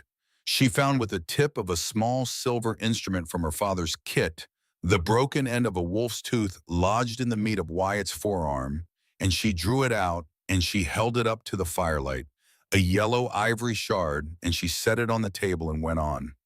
She closed the wound with cat gut from her father's bag, the way he had taught her in the carriage house when she was 16, small, even stitches, the way a woman closes a fine seam. Wyatt did not cry out. Wyatt watched her work with a stunned, still admiration. Once he said very quietly, "Hell, Eleanor," and Caleb, standing behind her with the kettle, said, "Wyatt," in a tone that meant not in front of the lady, and Wyatt said, "Sorry, ma'am." And that was the only language any of them used for the next quarter of an hour. When she was done with Wyatt, she went to Jesse. She lifted his hand from his neck. She bent close. She made a small, approving sound. The cut was deep, but it had missed everything important. She closed it with 5 neat stitches and a strip of clean linen, and she pressed his big shoulder with her palm and said, "You were lucky." "I was lucky to be in the right house," Jesse said, "when I was bleeding." She looked up at him, and there was a brightness in her eyes that was not from the fire, and he gave her very softly the second smile she had ever seen from him. And it was a smile that said, "You are family now," whatever any letter ever said or did not say. Then she turned to Caleb. He was leaning against the wall by the hearth. His coat was still on. There was a long, dark, wet patch on the outside of his right thigh, halfway between hip and knee, and he had not mentioned it. "Caleb." "It is nothing." "Caleb, off with his coat." "Eleanor, it is a graze. The big one took a piece out of him with his teeth, but the leg held. I can stand on it." "You are standing on it now because there is a wall behind you. Coat off." He looked at her for a long moment. Then slowly, in the manner of a man unbuckling a thing he did not wish to unbuckle, in mixed company, he shed the heavy coat. The leg of his trousers was soaked from mid-thigh down. She cut the trouser leg open with the knife. The wound was a deep, ragged tear, the print of the great gray leader's 4 punctures in a curving line and 1 long, deep gouge. The muscle had held. The bone had held. But the bleeding was steady, and it was the kind of bleeding that if a man kept walking on it and did not let a doctor's daughter close it, would put him down by sundown. "Sit," she said. He sat on a chair by the hearth, jaw clenched. She washed, she irrigated, she closed. The catgut went in and out. She did it the slow, careful way her father had taught her on the worst Boston nights, the nights of accidents on the docks, the nights when a man's leg was the difference between a family eating and a family not. Caleb did not move. He did not flinch. He did not breathe half the time. The whiskey-colored eyes were fixed on her face and not on his leg, and as her stitches went in his eyes did not leave her. She felt the gaze. She did not look up. She did not stop. She finished. She tied the last knot. She trimmed the gut. She wiped his leg clean with a square of white linen. She covered the leg with the same square, bound it with another long strip, knotted it tight. She sat back on her heels. She looked up. He was still looking at her. "Eleanor Whitmore," he said. His voice was a dry voice. It was the voice of a man who has just held himself silent through quite a lot. "You have steadier hands than any man I know." It was the kind of thing a man says when he has finally worked his way around to meaning it. He had been turning the words over in his mouth for days, she suspected, and only now, with her stitches in his leg and his blood drying on her sleeve, had he found the air to say them. She felt the heat rise to her face. "My father taught me," she said. "I know," he said. "That is what I am thinking on." He held out his hand. He did not stand up. He held out his big calloused hand, palm up on his knee. She did not know for a heartbeat what he wanted. Then she did. She laid her own small hand in his, and he closed his fingers around it very gently, the way a man closes his hand around a thing he does not intend to crush, and he held her hand for the space of 3 slow breaths, and then he let it go. "Thank you," he said. She stood up. Her knees were not entirely steady. "Wyatt needs water now. Beef tea if there is any. He has lost a great deal of blood. Jesse should not lift his arm for 3 days. You should not put weight on that leg for 2. And what should you do, ma'am? I should sit down in about a minute, once I am sure none of you is going to fall over. Jesse laughed. It was a soft laugh, but it was a real one. Wyatt on the table smiled with his eyes closed and said to no one in particular, I am keeping her brother. You will have to fight me. Wyatt, Caleb said, I jest brother. You do not jest brother. I do not entirely jest. I will allow that. The cabin was quiet for a little while, to that, the way a cabin is quiet after a small storm has passed with everyone too tired to move, and the fire popping, and the smell of wood smoke and clean blood and yarrow mixing in the warm air. Outside, the 5 wolves lay in the snow behind the smokehouse. 3 were dead. 2 had run. Caleb would, when he could walk on his leg again, drag the carcasses out to the edge of the timber and let the cold do its work because the pelts were too torn to save, and the meat of a starving wolf was a meat no Hawthorne would put in a pot. That night, after Wyatt had eaten what little he could keep down and refused twice the willow bark tea Eleanor had pressed on him, and Jesse had finally fallen asleep with a book open on his chest by the fire, Eleanor put on her dead wife's mossy coat and stepped out onto the porch. Wyatt was on the porch already. He sat in the rough wood chair Caleb had once carved, leaned forward with his good elbow on his good knee and a small clay jug at his feet. The jug was not coffee. He took a slow pull off it and looked out into the dark. Wyatt. Eleanor. She sat in the chair beside him. The cold was a clean knife against her face. The stars over the Bitterroot were so thick and so close, they seemed less like stars than like a shaken silver. Should you be drinking with the blood you have lost? Probably not. Are you going to take it from me? No, but I will sit with you. I am obliged. They sat. He took a pull. He offered the jug. She shook her head. He set it down again. He said nothing for a long time.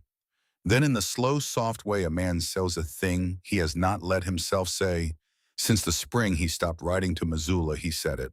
Her name was Margaret O'Connell.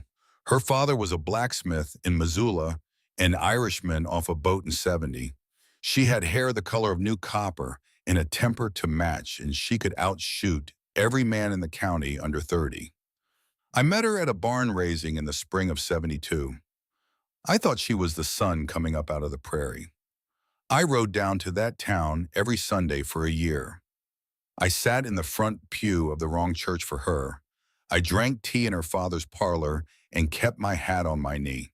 And in the spring of '73, when I asked her father for permission to court her with intent, he looked me square in the face and he said, Mr. Hawthorne, I admire you, but my daughter is not going to spend her life 40 miles from a doctor and a midwife and a piece of civilization. She is not going to bury her babies on a mountain. She is going to marry a man who can give her a town. I am sorry, and he was sorry, and he was right. And 6 months later, she married a flour merchant named Sullivan, and they moved to Denver. And a winter later, I started telling people I had never gone down to Missoula on a Sunday for any reason, and I started believing it. Until tonight. He took another pull off the jug. You ask me why I have not left this mountain in 3 years. You ask me why I will not. That is your answer. The mountain does not betray you. The mountain does not prefer a flour merchant. The mountain holds what you put on it, and it asks for nothing back, and that is enough for a man like me. That is enough. She did not speak for a long moment. Then she said, Wyatt, have you written to her since? No.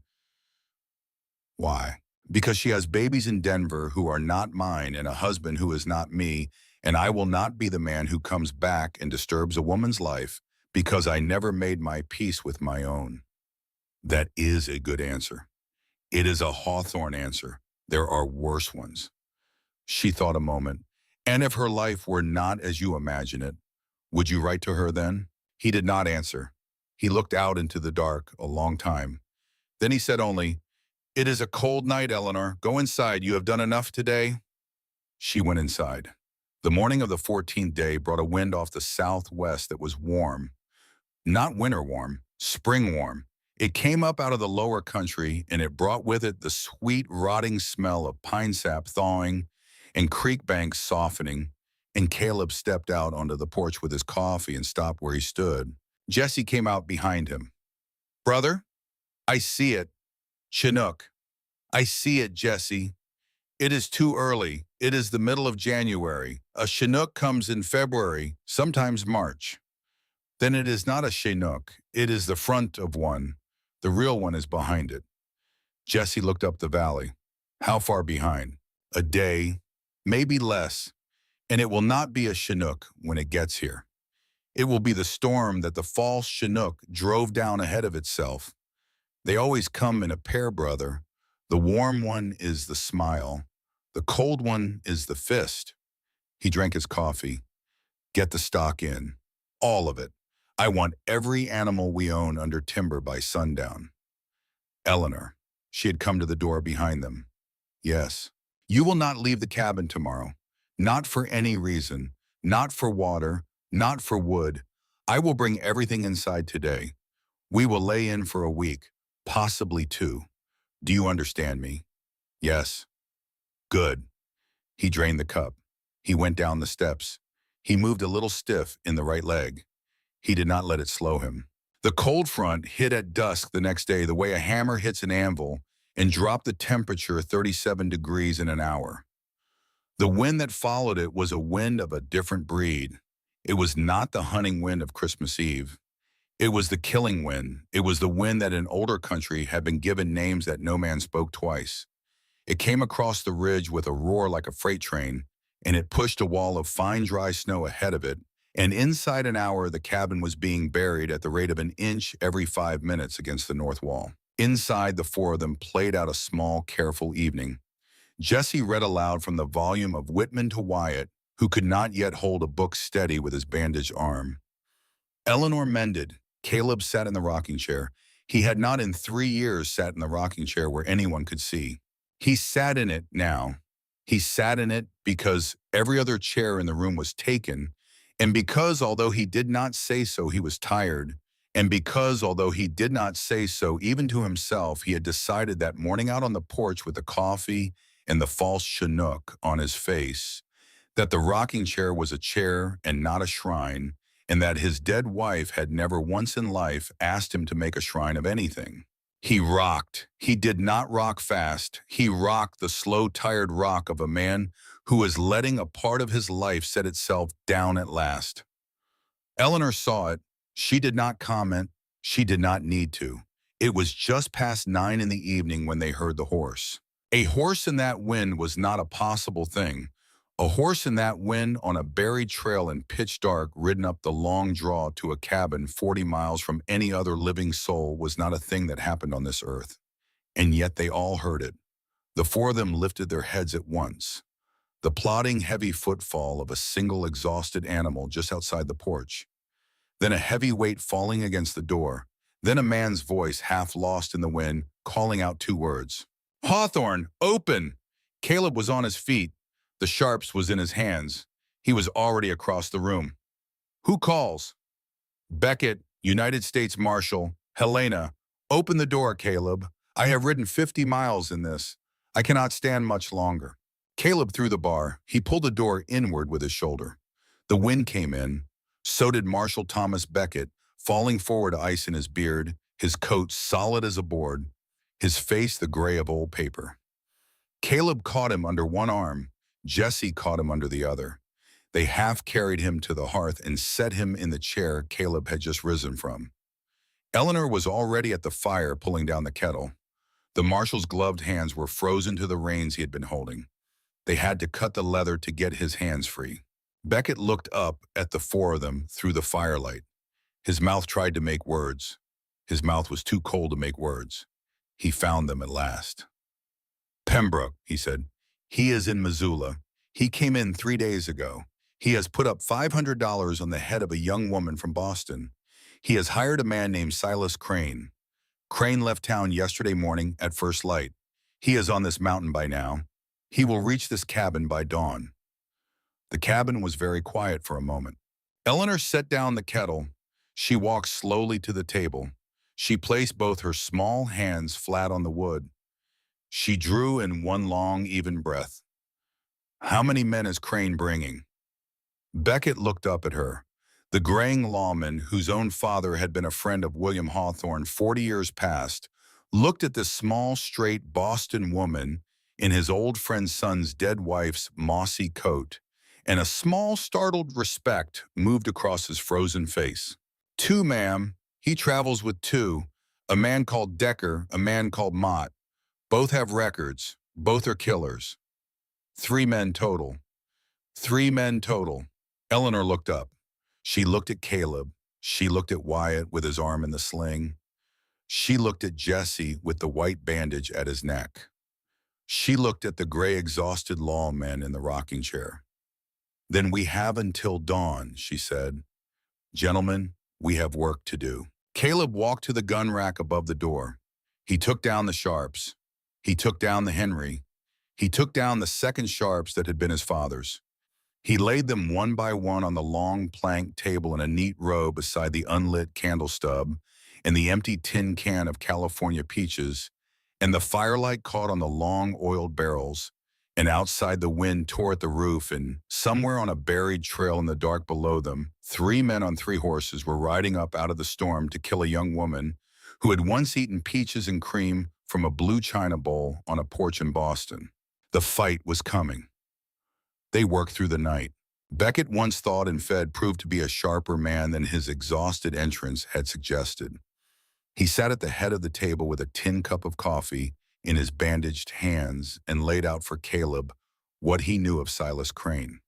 Crane was 47 years old. Crane had served, if that was the word, in the late war on the side of certain Missouri raiders who had not been particular about uniforms. Crane had since hired his gun out in 3 territories. Crane preferred ambush to confrontation. Crane preferred dawn to dusk because the eye even of a wakeful man plays tricks at dawn. Crane did not enter a building from the front if a back was offered. Crane was, in the opinion of the United States Marshal Service, the most dangerous private gun west of the Mississippi for the simple reason that he did not enjoy the work, but was good at it, and a man who does not enjoy his work makes fewer mistakes than one who does. And his two, Caleb said.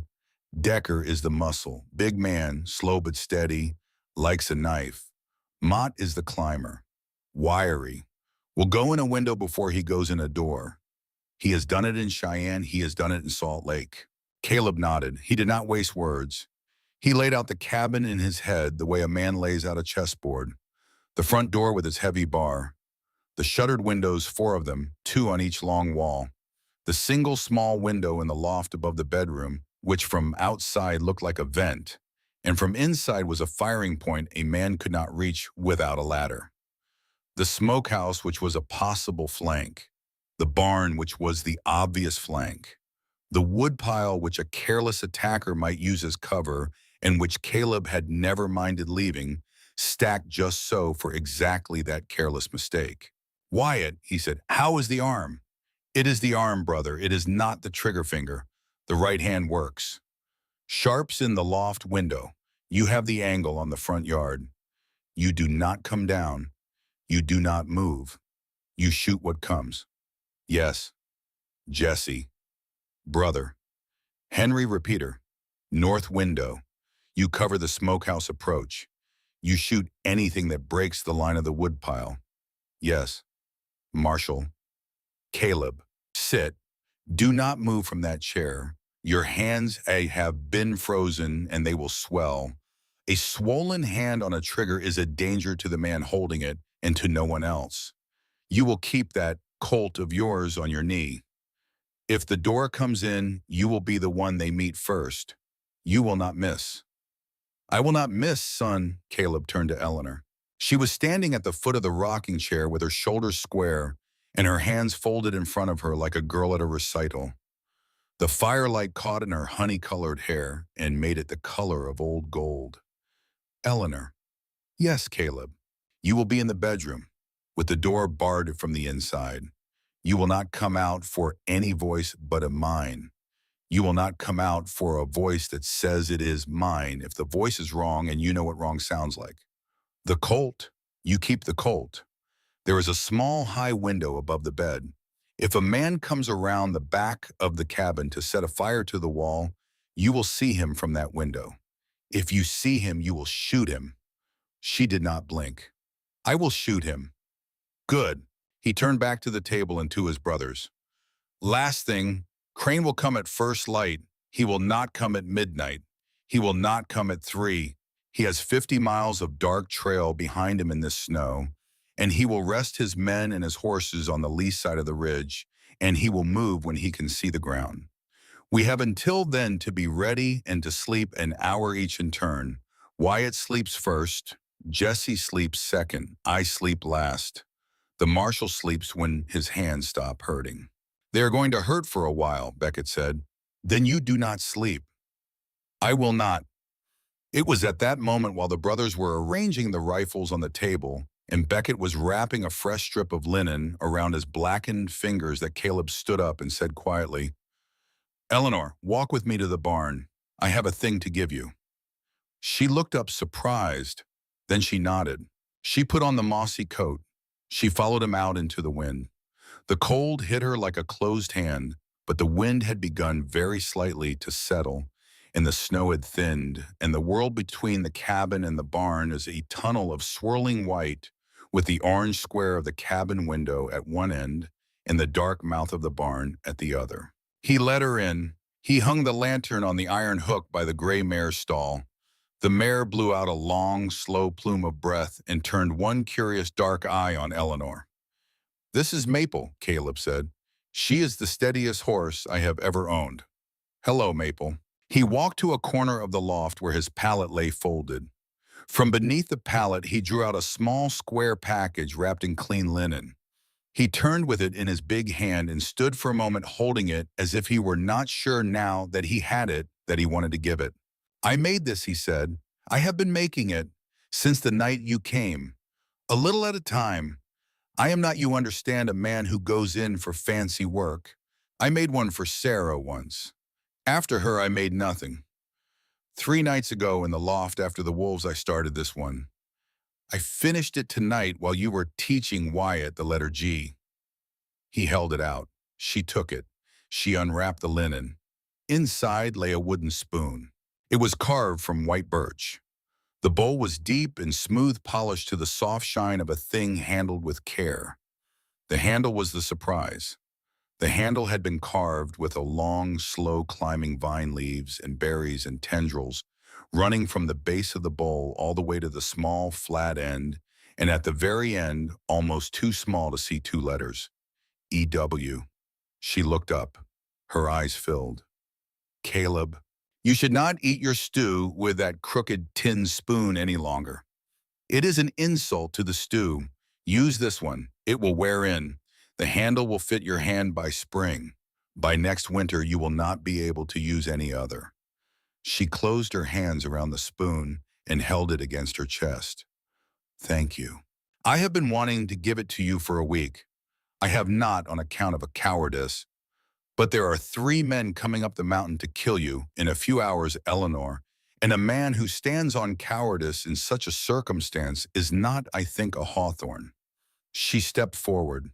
She tilted her face up to him. The lantern light caught in the amber of his eyes. He looked, she thought, very young in that moment, younger than he had ever let her see. "Caleb, Eleanor, I came here with a photograph and a letter from a man I did not know. I have stayed here a fortnight with a man who carves vines on a spoon for a woman he found in a snowdrift on Christmas Eve. The man with the photograph was a stranger. The man with the spoon is the one I am choosing. Not because I have nowhere else to go, because every other place is no place at all without you in it." He stood very still. Then he reached out slowly with one big calloused hand and tucked a stray strand of her honey-colored hair behind her ear and let his hand stay there for one heartbeat against her cheek and bent his head and kissed her. It was a small kiss. It was not a Boston kiss, and it was not a saloon kiss. It was a kiss of 2 cold mouths under a barn lantern with a horse breathing softly in her stall in a storm dying outside and three killers riding up out of the dark. It lasted no longer than a slow breath. When he straightened, he put both his hands on her shoulders and held her at arm's length and looked at her as a man looks at a thing he has just decided to spend his life keeping safe. Eleanor Whitmore, Caleb Hawthorne. After this morning, after these men, we will speak about a wedding. After this morning, yes. Now go inside, bar that bedroom door, and wait. She went. Crane came at first light and he did not come at the front. The wind had dropped to a long, steady sigh. The snow had stopped. The eastern sky was the gray of pewter going to the gray of slate. It was the hour when, as Beckett had said, the eye plays tricks. Caleb stood at the front shutter with one hand on the heavy timber bar and the other on his sharps and watched the open yard and saw nothing, saw nothing, saw nothing. And in the loft above the bedroom, Wyatt watched the same yard from the small high window and saw nothing also. It was Jesse at the north window who saw the first movement, a line of dark against the white of the smokehouse wall, low, crawling. "Mott," he said softly, "take him." The Henry cracked. Once. The dark line jerked. The dark line stopped moving. The next 2 seconds happened in three places at once. A shotgun roared from the timber line at the far edge of the yard. Decker.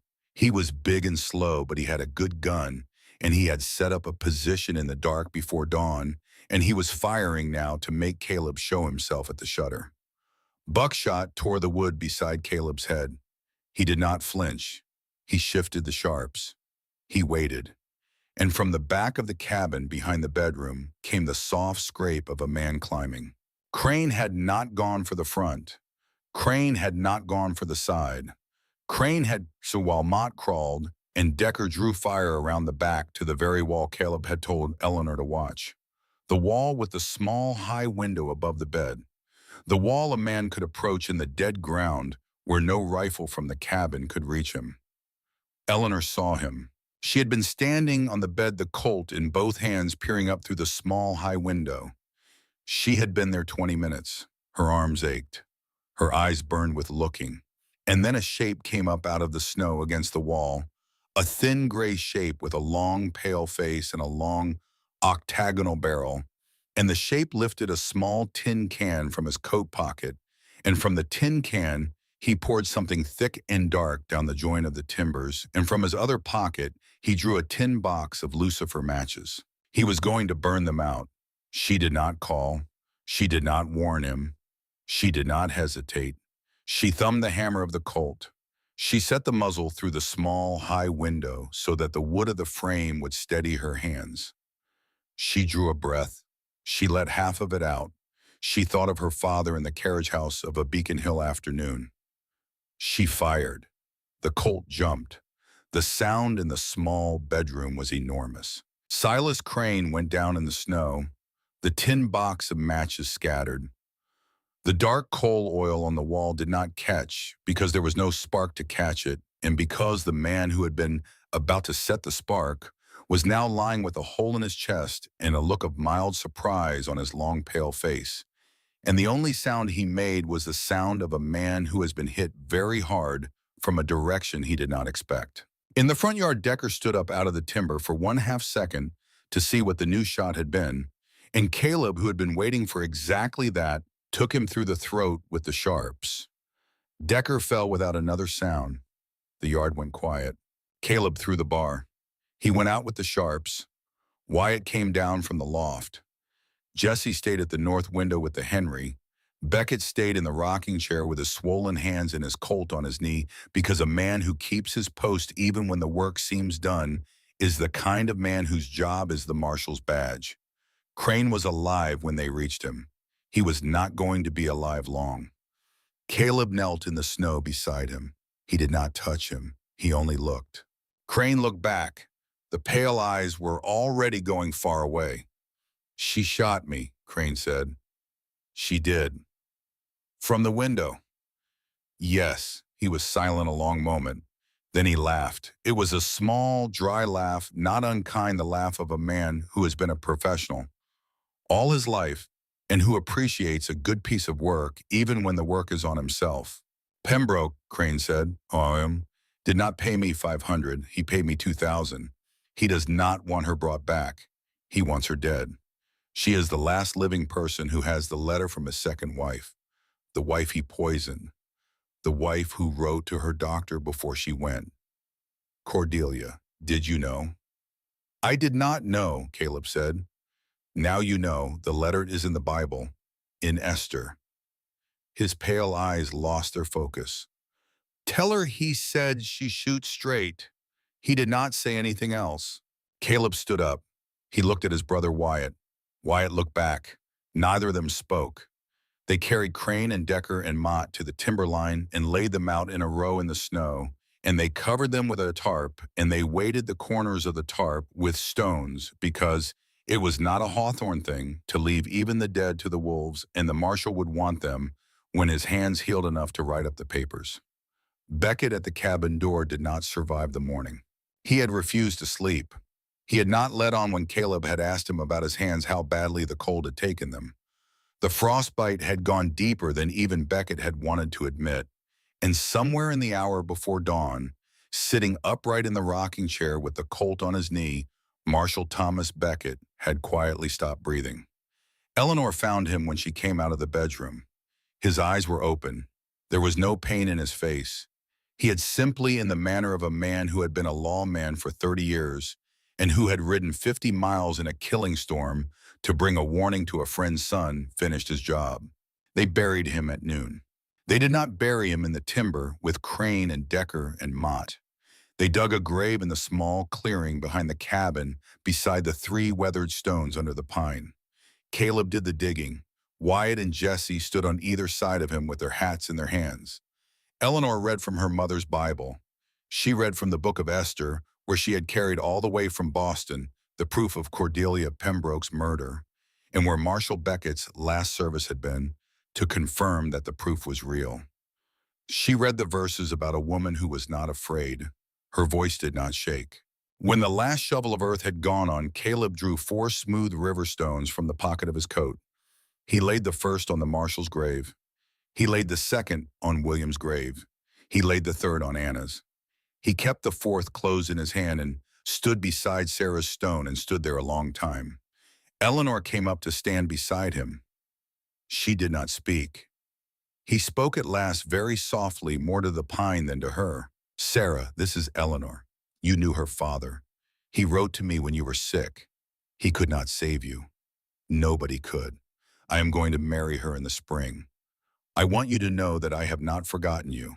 I will not. But I have learned from the storm she walked through to get here that a heart can be a thing that does not have to choose. There is room. There has always been room. Forgive me for the years I thought there was not. He laid the last stone he was holding on Sarah's grave. He took Eleanor's hand. They walked back to the cabin. 3 days later, when the sky had cleared and the trail was passable, Wyatt rode for Missoula again. He carried the bodies on a sled and Beckett in a separate pine box that Caleb had built through the night, and a sealed packet of papers that included the full account of what had happened in the cabin and the letter from the Bible and Esther. He carried also, although he did not speak of it, a second smaller letter addressed to a Mrs. Margaret Sullivan of Denver, Colorado, sealed with wax and tucked into the inside pocket of his coat. Eleanor had asked him only one question about it before he rode out. She had asked whether he had written it himself. He had said yes. She had said good. She had said no more. He returned in 2 weeks with a U.S. Marshal from Helena and a federal warrant for the arrest of Augustus Pembroke and a stack of bank drafts from the territorial court that, when Pembroke's affairs were eventually settled in the spring, would restore to Eleanor Whitmore enough of her father's estate to buy a small set of medical books and an upright piano and a barrel of good Boston tea, all of which would be shipped west by rail in May. The wedding was on the 2nd of April, 1877. It was held in the cabin. Marshal Pierce, the new lawman out of Missoula, served as justice of the peace. Caleb gave Eleanor the small gold wedding band that had belonged to his mother Anna. Wyatt did not weep, but his eyes were red, and he stood up straight beside his brother and his brother's bride with the look of a man who has finally seen a thing he had stopped believing he would see. Jesse read aloud a few lines from Whitman, and his voice was gentle and clear, and when he was done, the cabin was very quiet for a moment. And then Caleb leaned down and kissed his wife in front of his brothers, in the marshal, in the pine rafters, in the fire on the hearth, and the door of his old life closed behind him with the same solid sound the timber bar made, only this time, for the first time in 9 years, the closing was not a locking out. It was a turning toward. That evening, when the marshal had gone and the brothers had retired to the loft of the barn for the night, so that the bride and groom might have the cabin to themselves, Caleb closed the heavy door and dropped the bar, and the wind on the porch was a low, quiet wind, and the firelight glowed orange in the warm timber room, and outside the first soft snow of April began to fall against the shutters. Spring came as it always comes to the high country. By the end of May, the creek was running brown and full, and the south slopes had gone the color of pale green velvet under the last melt. Eleanor planted a garden with seeds that had been her mother's, kept in a tin in the bottom of the leather trunk she had carried up the mountain. Caleb built her a small fenced plot behind the smokehouse and turned the earth himself with a spade. Wyatt, returning from a Missoula ride in mid-June, brought with him a young copper-haired widow with a small daughter named Lily, and the woman's name was Margaret Sullivan, and she had buried her flour merchant in Denver in the autumn of '74 of a lung sickness that had taken him quick, and she had received Wyatt's letter and read it 3 times in one night and had purchased a westbound ticket the next morning, and they were married in the cabin in October of that same year, and Lily, who was 4, took an immediate liking to Eleanor and called her Aunt Ellie before any of them had thought to teach her the words. In August of '78, Eleanor delivered her first child. Jesse, who had spent the year reading every medical text Eleanor had brought from Boston, and who had begun by quiet correspondence to consult with 3 Eastern physicians about practice in mountain country, served as midwife with Eleanor's coaching from her own bed. The boy was named Wendell Caleb Hawthorne, and Caleb, when he held him for the first time, sat down in the rocking chair without thinking about it at all, which Eleanor noticed and did not remark upon except to lay her hand on her husband's shoulder and squeeze it once and leave it there. In the winter of '81, in the worst cold the Bitterroot had seen since '76, a German neighbor named Otto Brennecke and his wife froze to death in their small cabin 8 miles south of the Hawthorne place. Caleb and Wyatt found them in February. Caleb buried them. Eleanor took in their 4-year-old son, Klaus, and the boy was raised at the long plank table in the cabin, with the Hawthorne dogs at his feet and a wooden spoon his stepfather had carved for him in the McGuffey primers Wyatt had once been embarrassed to read. In the spring of '84, Eleanor opened a small school in the front room of the cabin for the 11 children who lived within riding distance, and Jesse that same year opened a small medical practice in a one-room office in the new settlement of Hawthorne Falls, which had begun to grow at the foot of the mountain where the trail came up out of the lower valley. He met a quiet school teacher from St. Louis named Constance Whitfield in the autumn of '89, and he married her under the lonely pine in the spring of '90, and they had 2 children of their own. And Constance taught at the schoolhouse in town while Eleanor taught the youngest at the cabin. In the summer of '94, a fire jumped the timber line above Hawthorne Falls and threatened to take the whole settlement. The Hawthorne brothers led the line of men who fought it, and the Hawthorne cabin became the rallying point for the women and the children of the town, and Eleanor, who had once been a stranger in a Boston traveling dress, was the center of the rallying. And when the fire was out and the town stood, the families of Hawthorne Falls came up the mountain together for a barn raising on the Hawthorne Ranch that lasted 3 days, and a fiddler named McGee played until midnight. On the second night, and Caleb Hawthorne, 51 years old that summer, danced one slow turn with his wife under the lanterns, and a long, quiet acceptance settled on the family that nothing afterward ever shook. In 1887, a daughter was born, Adelaide Hawthorne, Della to her brothers and her uncles and her cousins. She had her mother's honey hair and her father's amber eyes, and when Caleb held her for the first time, he wept openly. Not a thing his brothers had ever expected to see, and Eleanor said only, "It is all right, Caleb. She will know your face." The years went on, the way years go. Wendell, the eldest, went east at 18 on a scholarship secured by an old letter of recommendation Caleb had found in his wooden box. The brass-hinged box that had once held the letters from a Boston physician. And he studied medicine in the city his mother had been born in, and he came back at 28 to take over Jesse's practice at Hawthorne Falls, because Jesse by then had grown content to be the physician of last resort and to spend most of his afternoons fishing the creek with Lily's children. Klaus, the German boy, never left the mountain. He grew tall and broad and quiet, and he loved cattle, and he ran the Hawthorne herd with a steady hand from the time he was 16 and he married in his late 20s a girl from a homestead north of the falls. Adelaide Della helped her mother teach the youngest pupils at the cabin schoolhouse from the time she was 12, and the men of the territory wrote her many bad poems and a few good ones, and she chose in her own time, and not by anybody's pushing, a young rancher named John Calloway. And Caleb, when she brought the young man home to meet her father, sat with him for a long, quiet hour on the porch and asked him about his people, and learned that his grandfather had been the last of the Calloway raiders to escape and had died in a railway accident in Wyoming in 1871, and had left a son who had become a Union Pacific brakeman and had left a grandson who knew nothing of any of it. Caleb listened. Caleb said only at the end, "John, you are a good young man. I am not a man who holds a grandson responsible for the bones of a grandfather. You will have my daughter's hand, if she will have yours, and you will be welcome at this table for the rest of my life and longer." Adelaide married him in the spring of 1901, just shy of her 14th birthday, the way frontier weddings sometimes went, in those years when a young man and a young woman both knew their own minds. And in the 5 years that followed, they raised 3 small children at a homestead Caleb gave them as a wedding gift, half a mile down the slope from the original cabin.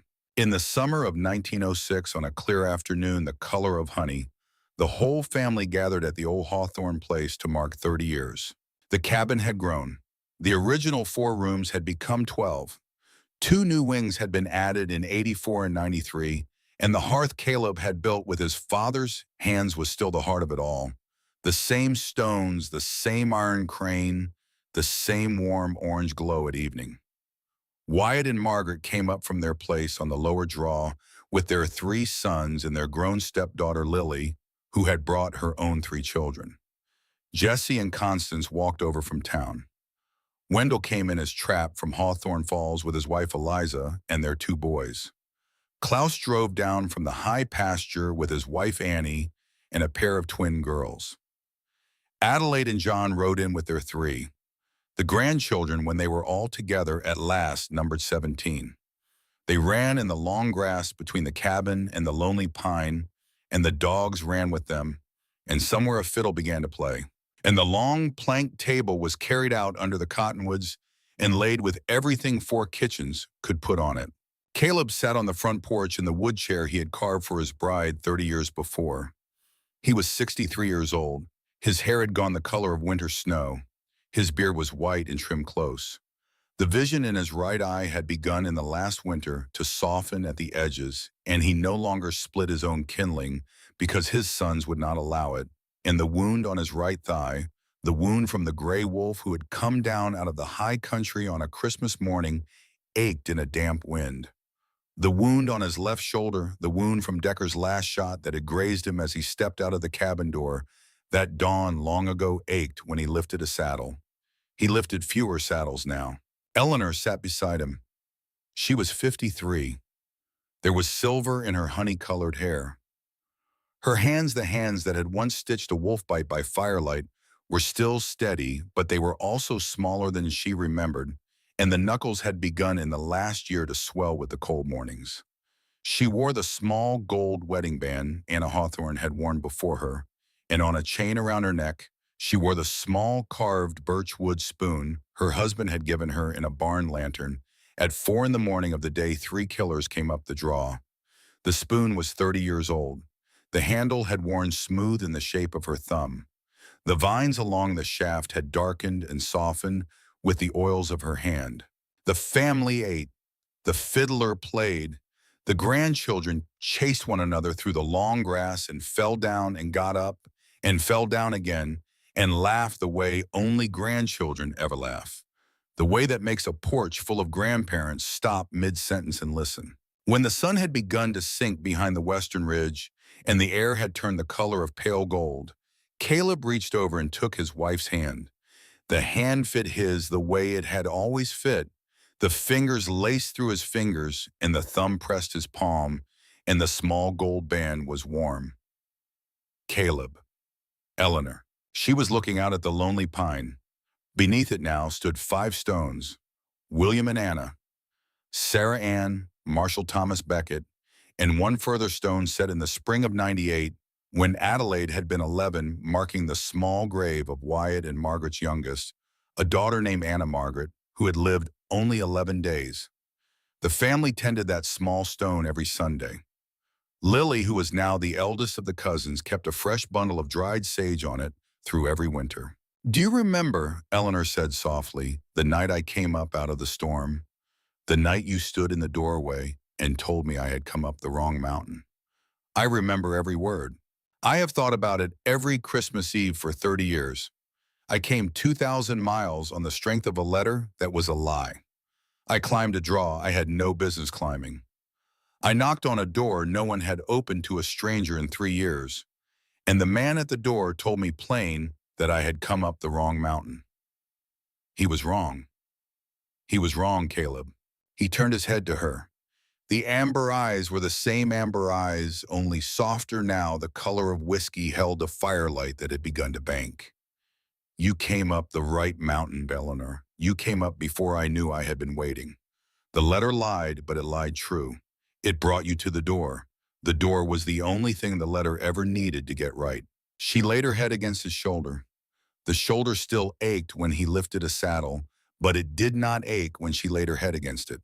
In the long grass below them, a small boy of about 5, the youngest of Klaus and Annie's, came running up the porch steps with a wildflower in his fist, and he stopped when he reached the top step, and he held the flower up to his grandmother with the deep, solemn attention of a child performing the sacrament. Eleanor took the flower.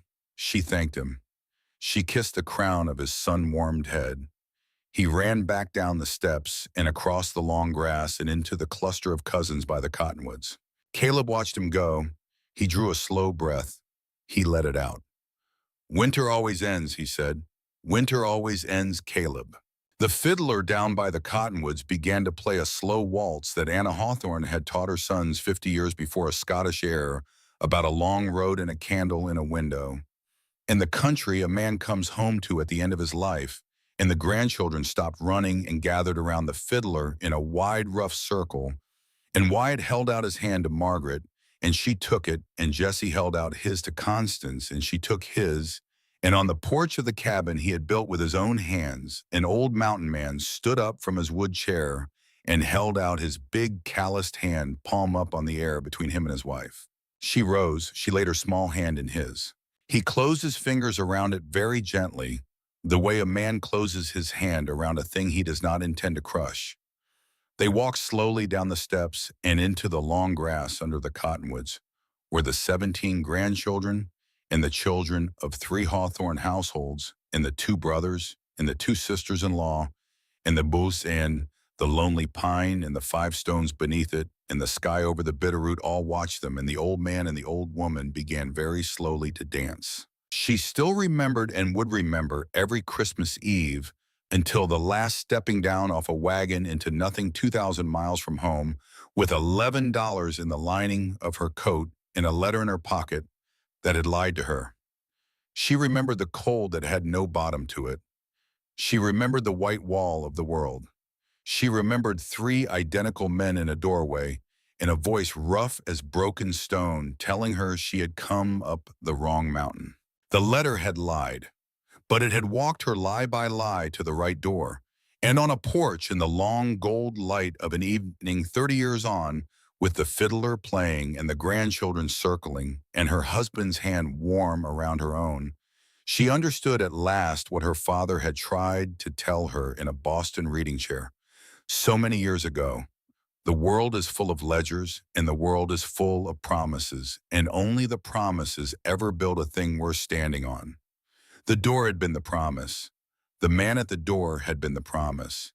Everything good in her life had walked one slow step at a time through that door. She closed her eyes against the sun. She rested her cheek against his shoulder. "You're home now, darling," he said into her silver hair, "right where you're supposed to be." The fiddler played on. The grandchildren laughed. The high country held them, and the long hawthorn winter 30 years gone was at last and forever ended.